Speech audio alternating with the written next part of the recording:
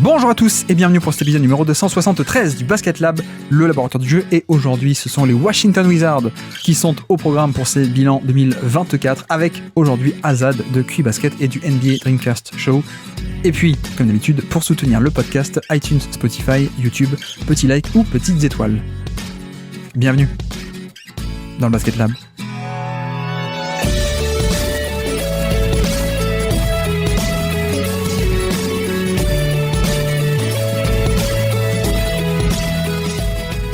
Et donc, on se retrouve pour un nouveau numéro de nos bilans 2024 avec aujourd'hui une grande équipe, une équipe calibre champion, on peut le dire, puisque ce sont les Washington Wizards. Et pour ceci, on reçoit quelqu'un que vous connaissez très bien, malheureusement. C'est Azad. Comment vas-tu, Azad ? Eh ben, très bien. J'enfile ma cape de sorcier et je sors ma baguette aujourd'hui pour les Washington Wizards. Alors, ma question, c'est pourquoi, Azad ? Pourquoi les Wizards ? Parce qu'il faut savoir que c'est pas genre une des équipes qui me restait et personne voulait la faire et je trouvais personne, etc. C'est toi qui m'as demandé de faire les Wizards. Que se passe-t-il ? Comment ça va dans la vie de manière générale ? Pourquoi ? Alors, au final, je sais même pas si on va beaucoup en parler, mais je m'étais dit que ça pourrait être cool de parler de Bilal Coulibaly. Je me suis dit que ce serait un épisode marrant à faire avec toi vu qu'il y a Jordan Poole. Et il y a d'autres joueurs un peu intéressants, comme Tristan Vukcevic aussi, que je crois que t'as aussi sous ton radar. Donc voilà, puis il y a un nouveau coach, donc ça a un peu changé la structure et la façon de fonctionner de l'équipe depuis le 25 janvier. Et vu que je savais que dans tous les cas, personne ne voudrait faire cette équipe, j'ai pris le taureau par les cornes, disons. Par contre, je ferai pas les Bulls Non, pas besoin. Azad de QI Basket du podcast Le Trèfle aussi, et donc de Wizards FR. Est-ce qu'on a couvert tous les domaines ou est-ce qu'il en manque ?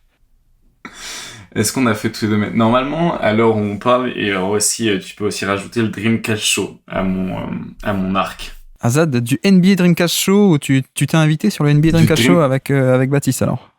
Alors maintenant, c'est le Dreamcast Show tout court. Du coup, on va essayer de parler de plein d'autres trucs. Mais oui, je me suis invité. Bon, tu sais, moi, c'est un peu ma façon de fonctionner. Hein. Je suis un peu un oiseau migrateur, donc voilà, je migre de podcast en podcast. Et là, j'ai rejoint Baptiste, en tout cas pour la prochaine saison, et on verra jusqu'où ça nous mène, jusqu'aux étoiles, on espère. Voilà, donc désormais Azad aussi du NBA Dreamcast Show, vous l'aurez compris. Non, je fais exprès d'ajouter le NBA. Non, vous connaissez ce podcast de Baptiste et donc Azad va le voler. Bref, le programme aujourd'hui, vous le connaissez, notre série des bilans 2024, notre format des stats de la saison où donc on fait des bilans équipe par équipe en 10 stats ou 10 points clés. En fait, les stats sont un peu, soit on fait remonter à la surface des stats intéressantes, évidemment, soit sinon c'est un peu un prétexte pour parler de plein de petits sujets pêle-mêle. Je fais pas exprès, mais je répète toujours la même phrase au final sur le topo. Vous connaissez le format a priori. Eh bien, on peut commencer tout de suite avec Azad de Wizards FR. Donc, quelle est donc ta première stat du jour à nous présenter pour ces Wizards 2024 ? On va commencer sur un truc un peu léger. On va commencer sur 0,75. C'est les points par possession de Kyle Kuzma sur isolation. Wow. Et parmi les joueurs quand on joue, ouais, c'est pas beaucoup, hein. Parmi les joueurs quand on joue au moins 2 par match cette saison des isolations, donc c'est quand même un volume, c'est pas un énorme volume, mais ça reste quand même des joueurs qui sont un peu responsabilisés, à qui on laisse la création. C'est l'avant-dernier. Il y a que Jeremy Grant et LaMelo Ball qui sont moins bons que lui sur isolation. Et il est derrière des Jalen Green, des Cade Cunningham. Donc voilà, 0,75 en ISO, c'est vraiment pas terrible. Et en plus, j'ai isolé l'isolation un petit peu dans ce truc-là parce que je trouve que on voit pas beaucoup, je trouve, d'isolation chez ces Washington Wizards. Et c'est marrant, je le trouve un peu à côté de la construction de l'équipe. Je trouve que c'est une équipe un peu orientée sur le collectif et je trouve lui un peu, tu vois, un peu un créateur à contre-temps et en plus inefficace dans cette équipe des Wizards. Et je me demande un petit peu quand c'est qu'ils vont réussir à l'échanger parce que je pense pas que c'est un joueur qu'ils veulent garder dans la construction d'équipe, mais plutôt un joueur qu'ils aimeraient potentiellement envoyer chez un contender qui pourrait l'utiliser du coup plus comme finisseur, et je pense qu'en fait c'est un bien meilleur finisseur que c'est un créateur. Est-ce que tu as des stats de finition pour backer ce que tu dis, ou est-ce que c'est juste qu'il est à ce point mauvais en création qu'il vaut mieux juste qu'il soit finisseur, tu veux dire ? En tout cas, ouais, là je les ai pas forcément en tête, mais dans mon esprit bien meilleur sur finition en tout cas que sur isolation, enfin que sur création, parce que dans tous les cas ça peut pas être pire en tout cas. Ça peut pas être pire. Après, quand je vois que cette saison il est toujours aussi inefficace qu'il l'était l'année d'avant et l'année d'avant et l'année d'encore avant et les 3 années même avant ça, je me dis bah en fait responsabiliser ou pas, il est inefficace. Après, il a toujours été, tu vois, dans les pourcentages de paniers assistés, rookie il était à 65%. Là maintenant il est à 60%, donc en fait il a jamais été que à la finition, malheureusement. Donc peut-être que c'est quelque chose à aller débloquer justement chez lui, arrêter de le responsabiliser. Mais c'est vrai qu'on est sur un joueur qui est historiquement vraiment inefficace. Bon alors déjà c'est là qu'on voit qu'on est sur des Wizards avec une équipe mauvaise, c'est que ta première stat, on enchaîne directement sur des stats individuelles, hein, pas de stats collectives. J'ai des stats collectives, mais je voulais commencer sur un truc léger. Non mais alors en effet j'avais aussi noté 2-3 chiffres sur Kuzma, juste pour dire, alors tu vois par exemple il est à 35% en catch and shoot cette année, donc effectivement c'est mieux qu'en pull-up à 3 points où il est à 30%, ce qui est assez voilà, c'est famélique, mais tu vois 35% et demi sur des catch and shoot à 3 points, c'est pas bon non plus quoi, parce que évidemment la moyenne des catch and shoot qui sont des tirs un peu plus faciles, la moyenne elle est pas à 35-36, elle est un peu plus haute bien sûr sur que les catch and shoot. Mais effectivement, j'avais noté, moi j'avais aussi noté son 94 comme chiffre par rapport à lui. C'était son true shooting plus, parce que comme tu dis, bah oui, il fait la même efficacité que l'an dernier. Donc qu'est-ce que c'est le true shooting plus? Efficacité par rapport à la moyenne, parce qu'on mesure par rapport au contexte de l'époque. Hein, on va pas prendre les chiffres bruts entre 1980 et 2024 par exemple. Mais bref, donc il est 6% moins efficace que la moyenne, ce qui est quand même assez énorme. 94 pour aller à 100. 100 est par définition la moyenne. Bref, et donc en fait il a toujours été en dessous de la moyenne en termes d'efficacité au scoring individuel, hein, 94, 97 l'année d'avant, 2022, 96, 94, 98 et 99 en tant que rookie. Mais c'est vrai que je pense que le cas de Kuzma pose un peu question, parce que c'est pas un profil très intéressant au final, parce que c'est un mec qui est un scoreur, mais comme on vient de le dire, pas du tout efficace en tant que scoreur, et même en tant que scoreur de création, hein, donc, qui a pas de passing malheureusement, qui n'a pas tant que ça de jeu off-ball et de menace à 3 points, comme on vient de le dire aussi, 35% sur des catch and shoot, et en carrière, en fait, il a jamais été très bon non plus. Et d'ailleurs, voilà, 3 points en carrière, hein, pas que, là, j'ai cité les catch and shoot de cette année, mais en carrière, il est 34% à 3 points, sur plus de 6 tentatives, sur 6 tentatives par match, pardon, en carrière. Bon, ben voilà, c'est pas bon, quoi. C'est en dessous de la moyenne. Donc, pour moi, il y a un peu ce problème avec son profil qui est que, bon bah oui, là il a été testé beaucoup plus en créateur depuis 2 ans, depuis le trade, depuis les Lakers dans l'échange de Westbrook, parce qu'il y avait un peu la place et parce qu'on n'avait rien d'autre de toute façon, on jouait rien et voilà. Mais c'est un peu le problème de ce genre de profil qui en termes de skill set savent faire plus de choses que, par exemple, je dis n'importe quoi, mais le mec qui était avec lui dans l'échange, un KCP, donc en termes de skill set et sur un 1 contre 1 il fait plus de choses, mais sauf que ça a moins de valeur, parce qu'en fait il n'y a pas le retour qui est proportionnel. Il sait faire plus de choses, mais sauf qu'il y a une efficacité qui est pas bonne, donc il vaut mieux prendre on est moins bon que l'efficacité moyenne de NBA, donc ça vaut pas le coup. Il n'y a pas trop de passing comme dit. La défense, je sais pas trop quoi en penser, parce qu'on avait vu des passages largement corrects aux Lakers, mais tu vois, je parle aussi de ça parce que, comme tu dis, on peut totalement l'imaginer être échangé, et il fait pas du tout partie de la nouvelle timeline des Wizards, mais qui en veut, quoi? Qui va vouloir d'un mec qui en effet, qui gagnerait à être remis dans un rôle plus sobre? La défense, je pense que ça peut passer, un peu de création par-ci par-là, bon ok, mais très, très, de manière très anecdotique, on va dire. Mais par contre, quelle valeur ça a d'avoir un mec qui est pas tant que ça un catch and shooter, et surtout à ce salaire-là, quoi, parce qu'on est encore 2 ans de contrat à 20 millions d'années, quoi. Ouais, même, je sais quoi, c'est la dernière. Moi, je vois 4 années encore là sur Cleaning the Glass, donc je suppose qu'il y a l'année en cours plus les 3 prochaines du coup. Peut-être, j'avais noté 2, mais j'ai peut-être lu, j'avais peut-être pas mes lunettes, en effet, je regardais de suite, j'y suis. 20... Ah oui, pardon, je croyais que j'ai fait une erreur à Basketball Référence. Effectivement, 3 années, donc 23, 21 et 19, donc 2025, 26, 27. Et voilà, effectivement, ça fait cher ça fait surtout cher, même si tu veux le remettre dans un rôle sobre, et sachant qu'on n'est pas sûr qu'il soit excellent dans ce rôle plus sobre, en fait. C'est ça. Mais tu vois, parfois on parle des joueurs qui sont très utiles parce qu'ils n'ont pas de compromis. Lui, il a pas de compromis, mais il n'y a pas vraiment de valeur ajoutée non plus, quoi. Donc en fait, puis même il peut être potentiellement handicapant pour ton spacing, parce qu'une fois sur le terrain, c'est pas sûr qu'arriver en playoff, il soit énormément respecté à 3 points. Donc bon. Ouais. Et est-ce qu'il serait capable d'attaquer justement s'il est un peu ignoré à 3 points? C'est même pas sûr. Donc c'est un joueur qui a pas vraiment de compromis, mais pas vraiment de valeur ajoutée, dans un rôle un peu bâtard quand même. Et après, ouais, potentiellement, il manque un peu de qualité. Moi, je saurais pas quoi en faire en réalité. Et je sais même pas dans quel rôle il serait utile. Est-ce qu'il est pas juste voué à être dans des équipes de tanking en réalité? En fait, comme première option d'une équipe de tanking, il est bien parce qu'il t'assure un niveau bas, quoi, en réalité. Pour aller chercher le first pick, en fait. Ouais, c'est ça. Mais tu vois, je dirais pas du tout sans compromis. Je dirais au contraire, il y a des compromis parce que c'est un mec qui, pour exister, a besoin de la balle, justement. Et oui, qui, donc, pour le coup, il a besoin de la balle, ouais. Voilà, il a ce compromis il lui faut la balle et le retour n'est pas satisfaisant, quoi. Donc c'est un peu un problème pour moi. Mais en même temps, bon, j'avais une autre stat pour lui, hein. J'avais le chiffre 7 comme stat à son propos. 7, c'est le nombre de joueurs qui répondent aux critères suivants. En 2024, plus de 1500 minutes, donc un gros temps de jeu, moins de 0,7% de steal percentage, moins de 0,7, et moins de 1% de block percentage.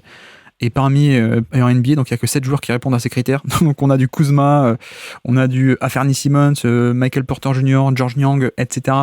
Voilà, c'est pas très glorieux et c'est aussi pour dire que... Enfin, c'est un peu le paradoxe parce que comme dit cette année, et depuis 2-3 ans, on pousse un peu le curseur, voilà, 29% d'usage, énorme volume de responsabilité, limite de star, hein, quasiment, avec une efficacité pas bonne, pas très bon en off-ball, en shoot off-ball. Et de l'autre côté, tu dis aussi... quand même, quoi, le mec a fait 2020 et 2021 dans des Lakers qui étaient largement compétents. Une année championne, une année où ils étaient pas si loin que ça, 2021. Hein, blessure de Anthony Davis au premier tour, mais je pense qu'ils auraient pu aller assez loin. Bref, il y a un peu ce paradoxe, je trouve, hein, entre un joueur qui, sur le papier, moi, j'aime pas du tout, et tu te dis, mais comment est-ce qu'il pourrait exister dans une équipe compétente? Et de l'autre côté, t'as aussi le fait que, en même temps, il l'a déjà fait. Alors c'était pas parfait, mais il a déjà fait, quoi. Donc je sais pas trop comment sous-poser l'un par rapport à l'autre. Je pense qu'en défense, hein, il peut être pas mal sur l'homme, bonne mobilité, plutôt de bons atouts physiques, mais ce que je voulais dire aussi, c'est que tu vois, les steal percentage et block percentage, ça va pas du tout être un mec, même pas impactant off-ball, en termes de rotation, en termes de, voilà, il y a pas de valeur ajoutée non plus extraordinaire là-dessus, quoi. Donc je sais pas trop quoi faire avec lui, je sais pas quoi faire, et je crains un peu le côté... le prix est élevé et surtout à ce prix-là, je pense qu'il y aura d'autres cibles bien plus intéressantes. Et je pense notamment à un Jeremy Grant, quoi, tu vois. Ouais, même si on essaie de trop plonger un peu dans ces années-là où il a été impactant, enfin en tout cas où il a joué chez les Lakers, en réalité son usage rate il diminue énormément pendant les playoffs, son minutage il diminue aussi. Donc t'as aussi le truc de... Il était dans tous les cas plus utile. Il y avait déjà, ça montre déjà un petit peu les limites que pouvait y avoir. Après, c'est la saison 2019-2020, donc c'est des petits échantillons aussi. Mais bon, tu vois déjà un peu les premiers signes annonciateurs de ça reste un joueur qui, du coup, tu vas avoir du mal à le garder dans une rotation comme vraiment joueur impactant. Et c'est un peu plus un bouche-trou. Avec tout le respect que j'ai pour Kyle Kuzma. Bon, après, je dis ça, mais bon, Jeremy Grant, tu vois, par exemple, on est à 10 millions plus cher encore, 10 millions par an plus cher. Donc, mais en même temps, plus intéressant aussi, hein, en termes de défense, en termes de défense on et off-ball, même le shoot, le jeu off-ball et la finition. La finition, hein. Ouais, tout à fait. Donc c'est un peu le problème de Kyle Kuzma. Je sais pas trop, je sais pas quoi en penser. C'est juste que là actuellement, voilà, un mec qui n'a pas de drive, ça on l'a bien vu, qui a du pull-up mais pas efficace et qui a pas trop de passing, tu le projettes en première option d'équipe, oui, ça marche pas, quoi. Ça marche pas du tout parce que il y a aucun des ingrédients qu'il faut, quoi. Donc ok. Donc voilà pour Kyle Kuzma, qui on est d'accord que c'est pas tant, enfin. On ne sait pas s'ils y arriveront à les changer, mais a priori, il ne fait pas partie de la nouvelle timeline là, depuis 2-3 ans, avec que des jeunes joueurs qui vont arriver, là, les Vukcevic, les Alexandre Sarr, les Koulibaly, etc. Quoi. Ça, on est d'accord. Totalement. On est d'accord. Tiens, alors ma première stat du jour, je vais partir sur une stat collective. Je vais commencer par ça. Okay. Moi, c'est 4. Une stat que j'ai déjà dit. Alors, cela dit, je sais pas quelle va être l'ordre de publication, mais 4, parce que c'est le carré tragique. Washington fait partie du carré tragique avec Détroit, avec Charlotte et avec Portland, puisque donc Washington, ces 4 équipes sont à quasiment moins 10 de net rating. Donc quasiment moins 10 de points de différentiel attaque-défense par 100 possessions, donc ce qui est l'indicateur du niveau de jeu, hein, le différentiel attaque-défense, c'est le but du basket. Et donc, en effet, on a 4 équipes cette année qui sont à moins 10 ou quasiment à moins 10, et c'est inédit. C'est vraiment inédit d'en avoir à la fois 4 qui sont à ce point mauvaises. D'habitude, on a 0. Parfois, on n'a aucune équipe qui est à ce point mauvaise, à moins 10 de net rating. Parfois 1, parfois 2. Mais sur les années récentes, c'est inédit. Hein. Donc, c'est les cavaliers de l'apocalypse, le carré tragique, Washington, Détroit, Charlotte et Portland. Mais non, ce qui est intéressant au-delà de ça, de ce fun fact, ce que je voulais un peu détailler, c'est qu'est-ce qui va pas. Enfin, tout, tu vas me dire, il n'y a rien qui va. Mais notamment, donc 25e attaque et 29e défense. Et surtout, alors c'est marrant parce que j'avais préparé ma fiche, on devait faire le podcast en avril, alors que là on enregistre en juillet, parce que grâce à ma panne internet, bref, c'est marrant, donc j'avais préparé ça, et ça va coller totalement à la draft. Qu'est-ce qu'ils ont fait à la draft? Mais surtout, donc cette année, c'est le doublé, hein, le magnifique doublé pour Washington. Donc j'ai dit, 25e attaque et 29e défense au rating général, hein, de attaque et défense, mais surtout, 30e sur 30 au rebond offensif, et 30e sur 30 au rebond défensif. Donc voilà, le doublé, le double-double pour les Wizards, 30e et 30e au rebond. Et donc en fait, quand j'ai vu ça, je me suis posé la question, et enfin, je l'avais déjà en tête, hein, le côté, mais en fait, qui sont les intérieurs? Le seul compétent qu'ils avaient, c'est Gafford, ils l'ont échangé, voilà, donc il fait même pas une demi-saison, Gafford. Et après, c'est Kuzma, qui est considéré comme un big, Bagley, Marvin Bagley, qui est arrivé depuis Détroit, parce que oui, entre carré tragique, on s'échange des mecs. Il a fait 24 matchs, Marvin Bagley. Richaun Holmes a fait 30 matchs. Gallinari aussi a fait 26 matchs. Anthony Gill, je sais pas comment on dit, Anthony Gill, que j'aimais bien en plus, hein, que je voulais mettre dans ma All-Hipster Team avant de me rendre compte qu'en fait il avait déjà 33 ans, qui est un joueur sympathique, mais voilà, c'est très très limité. Vukcevic, qui a fait 10 matchs en fin de saison, qui lui est très intéressant, mais qui arrive en toute fin de saison. Muscala, qui d'ailleurs depuis est à la retraite, Mike Muscala, 24 matchs. Ouais. Et puis Eugène j'ai oublié toujours le nom, Omoroi, qui est un mec qui est arrivé depuis le Thunder. Bon voilà. En gros, c'est ça la rotation intérieure. Donc tu te dis, ah oui, d'accord, c'est pour ça qu'ils sont 30e au rebond des deux côtés du terrain, parce que forcément, quand t'as pas d'intérieur, hein, littéralement, t'es mauvais de ce côté-là. Après, la bonne conséquence, pour rester un peu sur les stats collectives, et après moi j'en aurai pas d'autres, parce que tout est mauvais, mais l'autre conséquence, c'est qu'en effet, ils ont pas trop d'intérieur. Bon, du coup, ils ont été bons en transition. C'est le bon côté. Je sais pas si t'avais cette stat aussi toi pour plus tard. Ouais, j'avais ça. Voilà, bon, tu développeras tout à l'heure. Alors, mais bref, je ferme cette parenthèse, tu pourras développer tout à l'heure. Mais voilà, le truc c'est que ça rattache bien à pourquoi aussi est-ce qu'ils ont pris Alexandre Sarr. C'est que à la draft en numéro 2, bon, ils ont eu de la chance qu'il tombe numéro 2 et qu'il fasse un peu la tête, qu'il veuille pas aller à Atlanta, d'après ce que j'ai compris. Lui voulait absolument aller à Washington. Mais voilà, ça va faire du bien un peu Alexandre Sarr parce que cette équipe n'avait aucun intérieur, quoi. Non, aucun. Et en plus, tu vois, t'as donné les chiffres de rebond, où ils sont 30e et 30e. Ils sont aussi 30e à l'efficacité donnée aux adversaires au cercle. Donc vraiment, ils sont... de panier, quoi. Tout ce qui s'approche du cercle, dans tous les cas, c'était à jeter. Donc c'est vraiment le pic, structurellement en tout cas.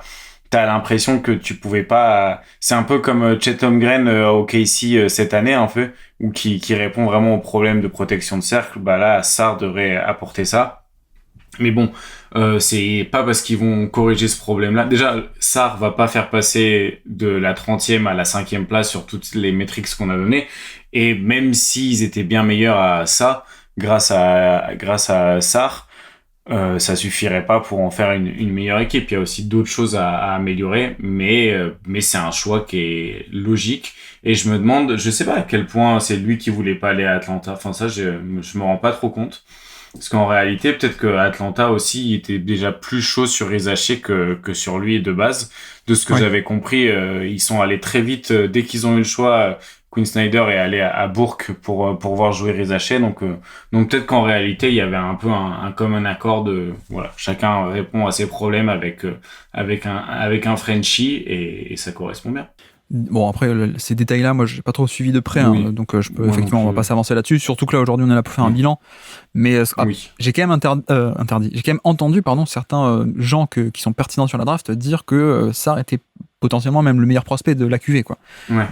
Donc pour Washington, récupérer ça, c'est bien, et oui, je pense pas qu'il fasse une Chet Holmgren et qu'il aide à ce point, Chet Holmgren qui arrive en NBA et qui directement est un top 30, top 40 NBA, je suis pas sûr que Sarr fasse pareil, mais bah voilà, ce sera mieux que 20 matchs de Marvin Bagley, 30 de Richaun Holmes ou 40 de Eugène d'Okaisi, quoi. Donc voilà. Et d'ailleurs, tu sais qu'il y a eu aussi Valanciunas qui a été signé à la Free Agency. Je sais pas si tu t'en es rendu compte. Ah non. Mais voilà, ils ont un peu renforcé ce côté-là. Et pour le coup, on se moque. Valanciunas a beaucoup de faiblesses, mais je pense qu'il va aussi beaucoup aider au rebond de ce point de vue-là aussi, quoi. Donc au moins, on a fait partir Gafford, on a saisi l'opportunité. Et voilà, parce que je pense qu'il commençait aussi à être un peu plus vieux, hein, Gafford, et puis on faisait peut-être de la place, je sais pas. Mais voilà. Et puis d'ailleurs, oui, Vukcevic aussi, on en parlera. Hein. Vukcevic, peut-être, t'as peut-être des stats sur lui aussi, on en parlera tout à l'heure. Mais voilà, Washington, le carré tragique et ce rebond et ce cercle, hein, comme tu dis, la peinture qui de manière générale était assez déplorable.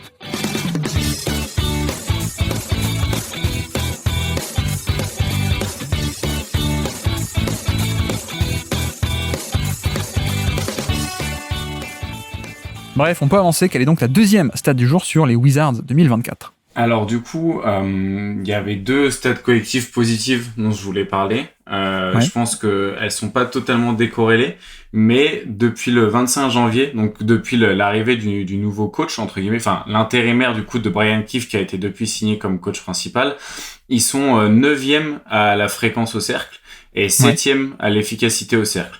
Donc il y a une certaine tendance positive en tout cas à l'exécution d'aller du coup dans la zone la plus efficace du parquet pour marquer les paniers, et en plus de ça ils le font bien.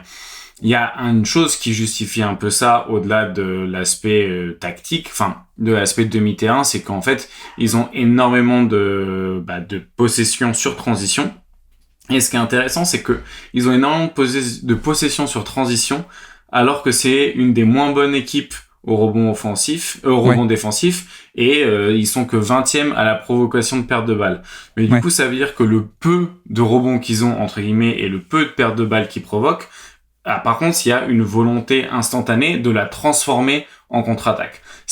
On n'a pas beaucoup de cartouches de contre-attaque, mais par contre, toutes celles qu'on peut avoir, on va aller au bout. Et du coup, ils sont premiers à la fréquence de transition à la suite d'une perte de balle, et ils sont 2e à la fréquence de transition après un rebond. Du coup, ce qui fait qu'en réalité, même si c'est une équipe qui provoque pas de perte de balle et qui est pas bonne pour récupérer des rebonds, et en plus qu'encaisse énormément de paniers, donc après un panier, il n'y a pas de transition d'après les stats de cleaning de glace, ça reste l'équipe qui fait la 3e équipe à la fréquence de transition totale en NBA. Ce qui est du coup vraiment qui démontre une volonté tactique d'arriver à, malgré une attaque mauvaise, d'aller chercher les points là où ils sont, et là où ils sont le plus faciles à obtenir, donc en transition.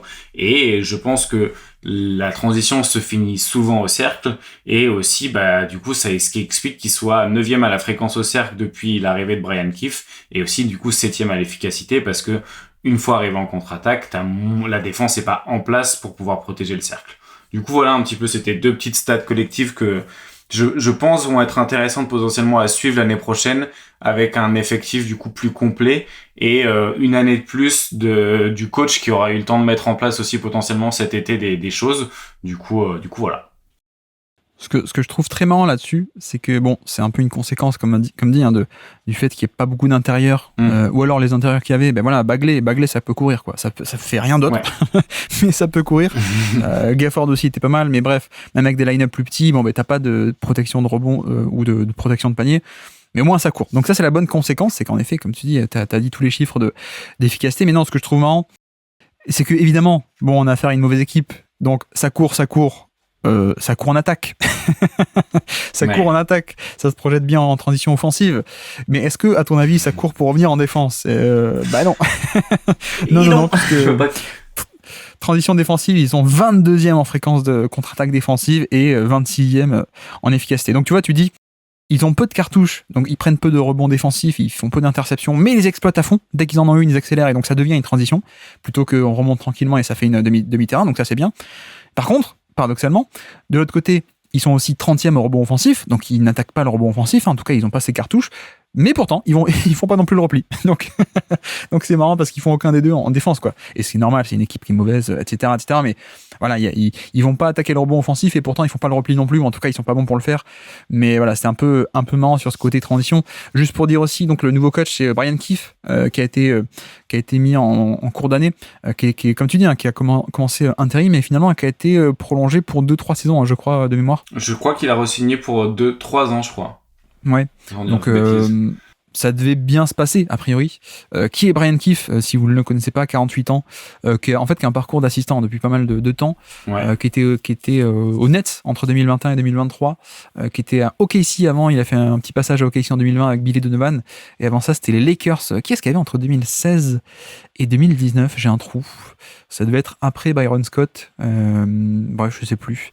Donc bref, il a des petites piges d'assistants comme ça, mais il y a pas non plus. Tu vois, c'est pas genre un mec qui sort de l'arbre de, je sais pas, de Popovich ou de Budenholzer ou un truc comme ça, quoi. Il a même pas passé genre 10 ans assistant de un tel ou un tel. Donc on connaît pas trop. Après, c'est vrai que tu vois, moi j'aime bien ce qu'on a vu un peu tactiquement sur la fin de saison. Le problème, c'est qu'on n'a pas des bons joueurs pour finir les actions, quoi, et pour mettre les tirs. mais même avant, j'aimais bien aussi Wes Unseld Junior, pardon, l'ancien coach qui avait une attaque très tournée autour du stagger, notamment. Moi j'appelais ça la stagger offense parce qu'il y avait des staggers dans tous les sens, donc des doubles écrans d'un côté ou de l'autre, et puis à partir de ça on développe des trucs.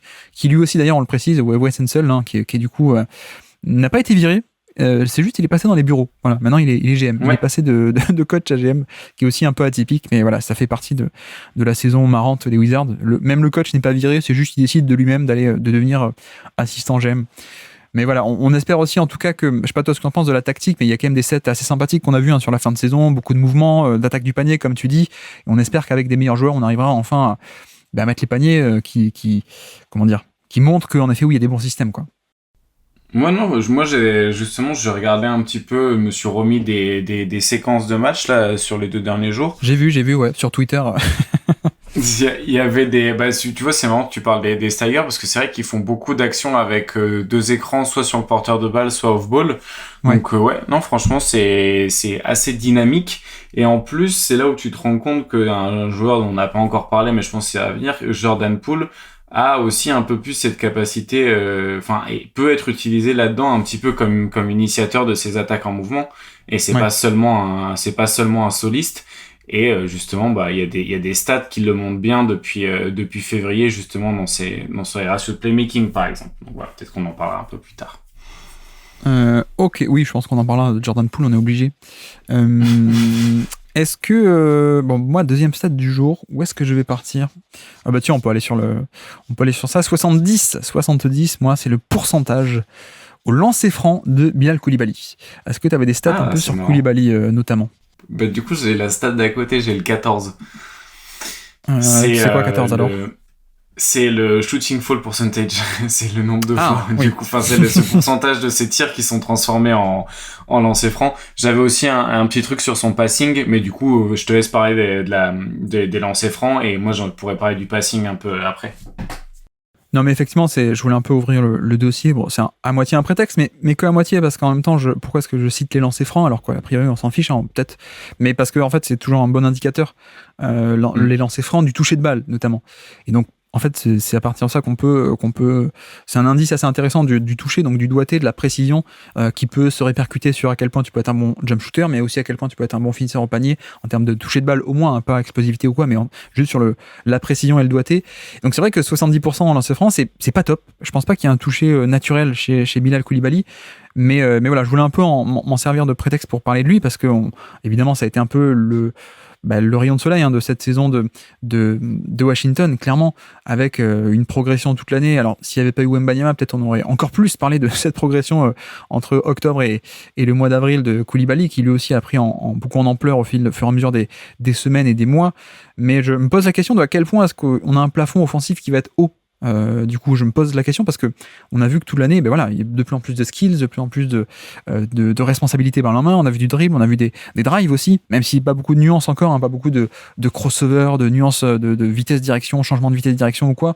Mais au moins, on a vu du ball handling et des drives au moins du tout droit avec son explosivité, avec sa taille, sa longueur de bras, etc.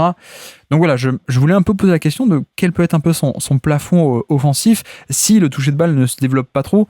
Mais bon, ça c'était un peu une question, mais c'est vrai que par ailleurs et plus généralement, on a l'émergence de quelqu'un qui, en fait, ce qui est très intéressant, c'est qu'il est extrêmement jeune en termes d'âge, mais aussi en termes de développement basket.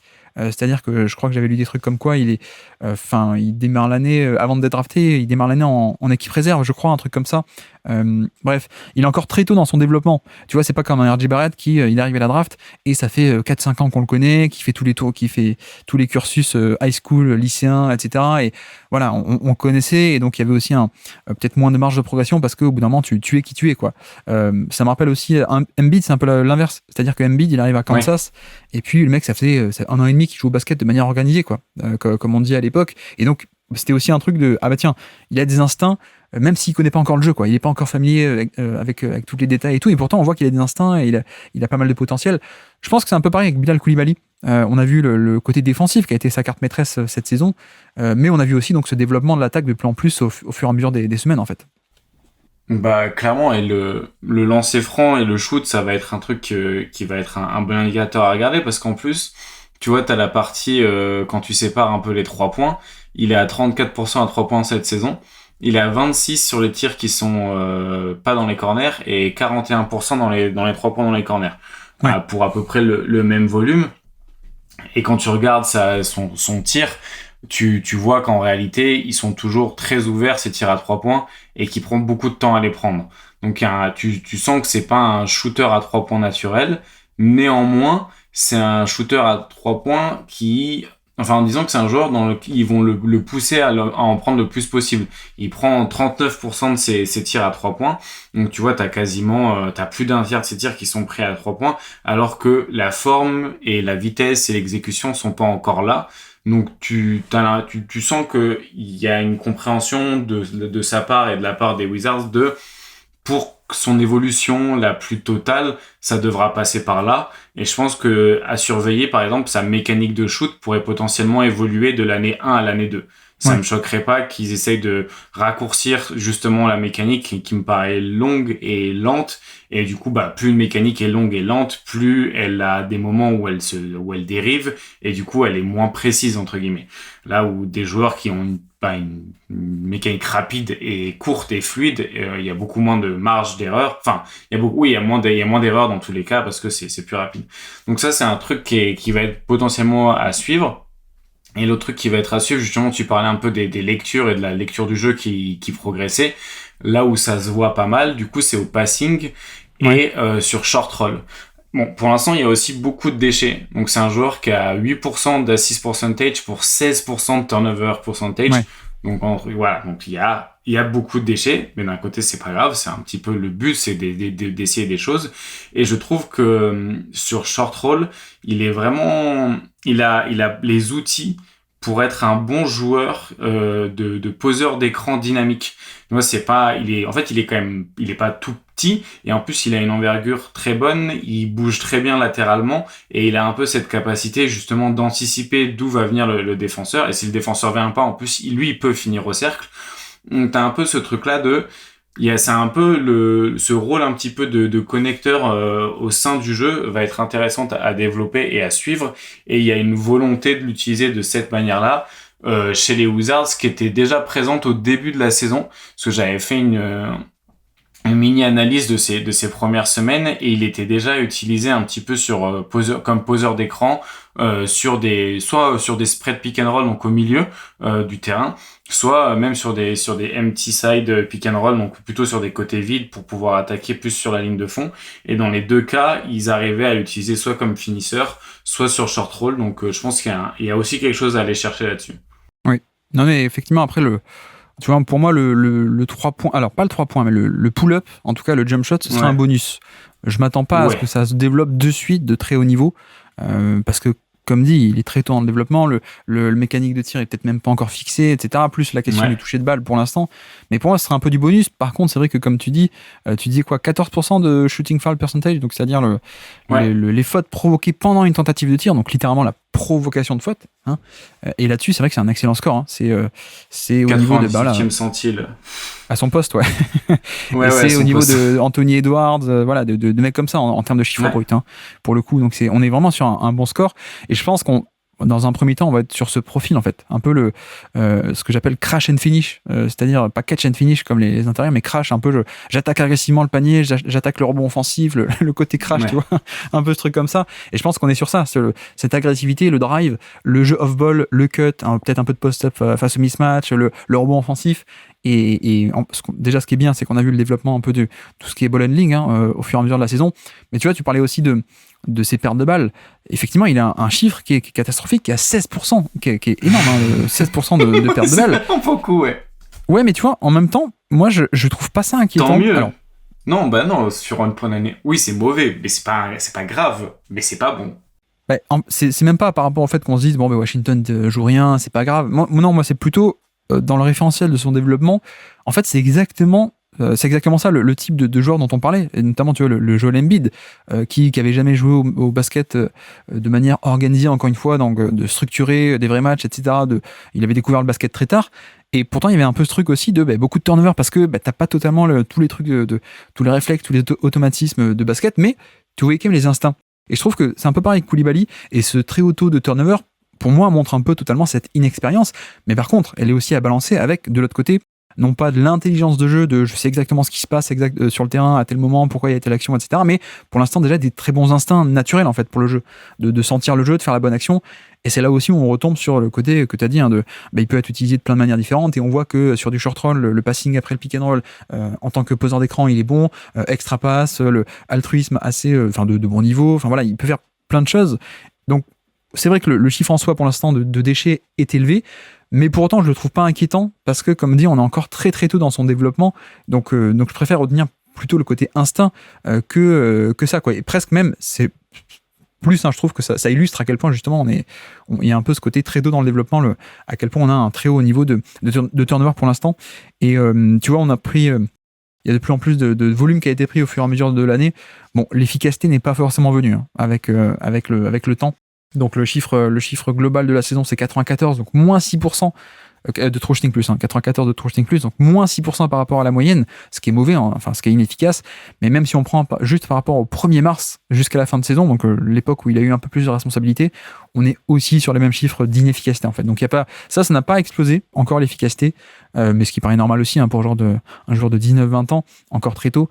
Mais voilà, un profil, je trouve, encore avec largement beaucoup d'imperfections, mais qui est sur la théorie, on peut développer en plein de choses différentes, quoi. Donc c'est ce qui est très intéressant. Bah ouais, et puis t'as le profil défensif dont on n'a presque pas parlé, alors qu'en réalité c'est pour ça qu'il a été drafté, donc il y a beaucoup de choses à aller creuser, et il y a les outils physiques qui sont assez uniques aussi, donc je pense qu'on en reparlera, et je pense que c'est un joueur qu'on va encore plus suivre peut-être la saison prochaine, avec une équipe des Wizards qui pourrait être encore plus intéressante à suivre et mieux construite, donc plutôt cette équipe des Wizards, au final, plus on en parle, plus on se dit que oui, ça va être une équipe qui va être assez intéressante à suivre l'année prochaine pour pas mal de raisons. Ouais. Et tu vois, effectivement, on n'a même pas parlé du fait que la défense, c'est sa carte maîtresse, qu'il est profil défensif où il se prenait à chaque fois le meilleur attaquant adverse ou pas loin, quoi. Profil très polyvalent je peux prendre des postes 1, 2 jusqu'à poste 4 carrément. Avec, il manque un peu de puissance, mais long bras, grande taille, très mobile, etc. Bref, ça, on connaît un peu ce côté, on développe pas forcément, mais tu vois, stat intéressante, 1,4% de steal percentage, qui pour le coup, être bon sur les steal percentage, c'est aussi un indicateur qui est très corrélé à l'intelligence de jeu, en tout cas aux instincts. Et donc ça, tu vois, à mon avis, il faut aussi le mettre en balance avec le turnover, le pourcentage de turnover commis en attaque, qui est très élevé. De l'autre côté, on voit aussi que 1,4% de steal percentage, ça veut dire aussi qu'on a quelqu'un qui a de bons instincts pour le jeu, parce que pour faire des interceptions, il faut aussi à peu près comprendre le jeu et comprendre quels sont les mécanismes d'une attaque pour savoir les court-circuiter, en gros. Donc c'est un peu ça. Donc voilà, tu vois, c'est le 16% de turnover qui est catastrophique. Si tu le mets aussi en parallèle avec son âge très tôt, son développement qui est encore très tôt, et déjà pourtant ce 1,4% de steal percentage qui est plutôt bon, on n'est pas encore élite mais c'est plutôt bon, finalement il y a de quoi un peu contrebalancer ces pertes de balles. Bref, instinct, intelligence de jeu, défense et potentiel intéressant, donc on suivra ça évidemment.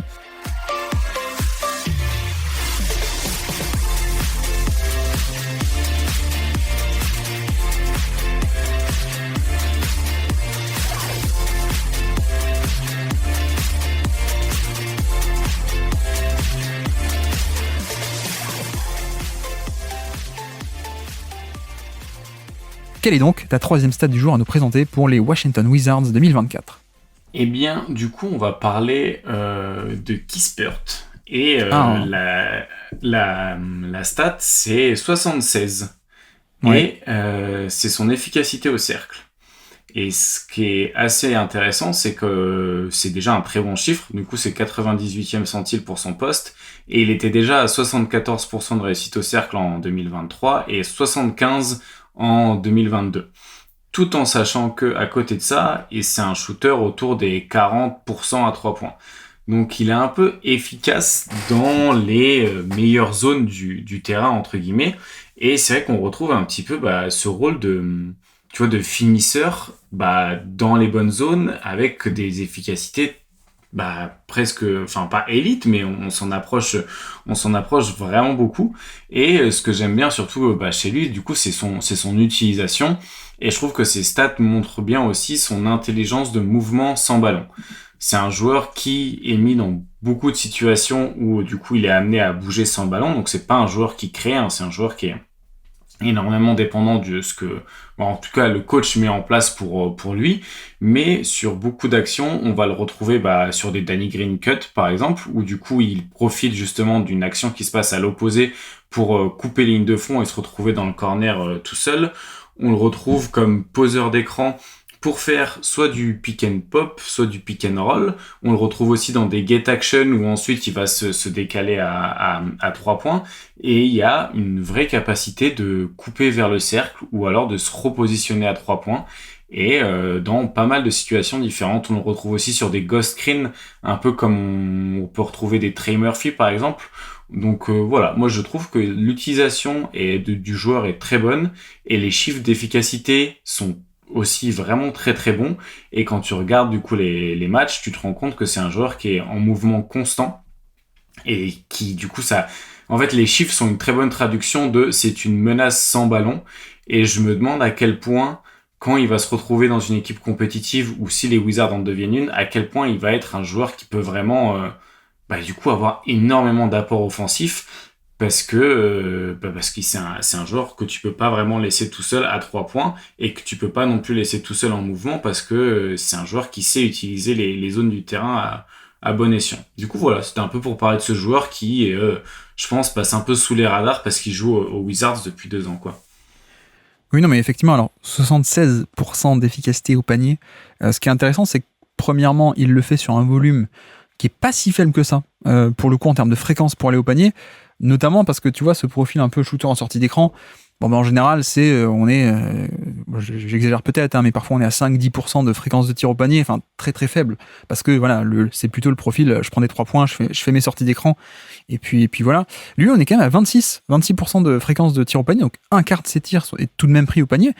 C'est quand même pas mal pour ce profil-là, pas en général, mais pour ce profil-là, un quart de son répertoire au panier, c'est bien. Plus d'ailleurs, on peut rajouter 15% qui est aussi dans la short mi-distance, donc pas loin du panier à la zone des flotteurs. Donc il va au panier, quoi. C'est pas, tu vois, Duncan Robinson il y a quelques années qui faisait que 80% de 3 points et puis 20% de long de points et puis c'est tout, quoi. Et puis il allait pas au panier. Et donc, premièrement, il y a le volume qui est pas si ridicule que ça. Et deuxièmement, énorme amélioration aussi, c'est que, contrairement là encore au modèle et au stéréotype de ce shooter en sortie d'écran, il provoque des fautes. Alors, c'est pas fantastique, mais là encore, on est passé d'ailleurs de ces 2 premières années, on était à 5% ou 6% de shooting foul percentage, donc très très mauvais, à aujourd'hui 8,5%, quoi. 8,5%, ce qui est toujours un score mauvais relatif au reste de la NBA, mais par rapport à ce profil, c'est quand même déjà le double de ce qu'il faisait avant, et c'est pas mal, quoi. Là encore, tu prends la caricature de tout ce qui était les Bryn Forbes, Troy Daniels, Robinson, etc. Ça attaque pas le contact, ça va pas au panier, donc il y a pas ces fautes, quoi, non plus. Et lui, pourtant, ce qu'on peut dire aussi, c'est qu'il y a un peu plus d'agressivité parce qu'il a une carrure assez intéressante. Tu vois, Duncan Robinson est grand, donc ça c'est un énorme atout, mais lui Kispert, en plus il est assez épais, donc je pense qu'il y a ce côté là où tu vois en match qu'il est pas non plus autant effrayé d'aller au contact ou au drive, donc ça peut aider aussi en termes de ces chiffres là, d'aller au panier ou de provoquer des lancers francs, et donc d'avoir un peu des points faciles de ce côté là et de pas juste être un côté un peu shooter unilatéral, quoi. Totalement, et il y a même une petite notion de passing, je trouve. Ouais. Mais ça rejoint en fait cette notion de passing et de capable d'aller dans les bonnes zones et d'être dynamique, ça rejoint cette idée de que le mec a un très bon QI basket, parce que en réalité il se place bien quoi. Il se place bien en attaque. Après défensivement, on va pas du tout retrouver le même impact. Mais d'un côté c'est pas non plus ce qu'on lui demande. Et c'est juste que en attaque, moi quand je le regarde, je me demande comment ça se fait que personne soit encore allé vraiment gratter, je sais pas, de le mettre dans un trade pour une équipe qui joue quelque chose, ou alors peut-être que c'est les Wizards qui veulent absolument pas le lâcher. Il est aussi d'ailleurs 14e meilleur de NBA sur le end-one percentage, puisqu'il convertit 33,8% de ses end-one. C'est juste derrière LeBron James et Josh Giddey. Voilà. Donc, non, pour dire aussi cette stat, faire attention parce que les N1 c'est un échantillon tellement petit que parfois ça peut être un peu n'importe quoi. Non mais je pense que au-delà de la blague là sur le N1, ce qu'on peut dire aussi c'est que c'est un mec qui a été drafté il y a pas si longtemps que ça, hein. Il est drafté en 2021 je crois. 15e en 2021, ouais, donc c'est l'année où ils font le play, donc c'est pour ça qu'ils ont été 15e avec Westbrook et Bill, je veux dire. Mais par contre, il a déjà 25 ans. Plus de 25 ans, il va sur les 26 même, très prochainement d'ici quelques mois. Donc voilà, c'est quelqu'un d'aussi déjà un peu vieux, qui sortait de, j'ai pas envie de dire de bêtises, mais je crois que c'est de Gonzaga, hein, de mémoire, Gonzaga. Donc il est resté pas mal de temps à Gonzaga et aujourd'hui, il est sorti après 4 ans de fac. Donc voilà, c'est plutôt un produit fini. Mais je te rejoins, et d'ailleurs, ma troisième stat du jour, c'était aussi là-dessus. Moi, c'était 1,6. C'était le nombre de possessions off-screen pour Kispert par match. Kispert, hein, pas Kispert. Bref. Bon, après, c'est NBA.com, c'est des possessions terminées off-screen. Mais il en fait plus qu'un 1,5 par match. Hein. Il en joue pas mal par match et il en finit 1,5 par match en moyenne. Mais voilà, c'est un score qui est pas mal. Alors évidemment, j'ai oublié de noter le rang, mais je crois que de mémoire, c'était quand même top 15. Ouais, j'ai oublié. Mais non, on était top 15. J'ai plus le rang exact, mais donc c'est un des plus gros volumes de NBA en termes de off-screen.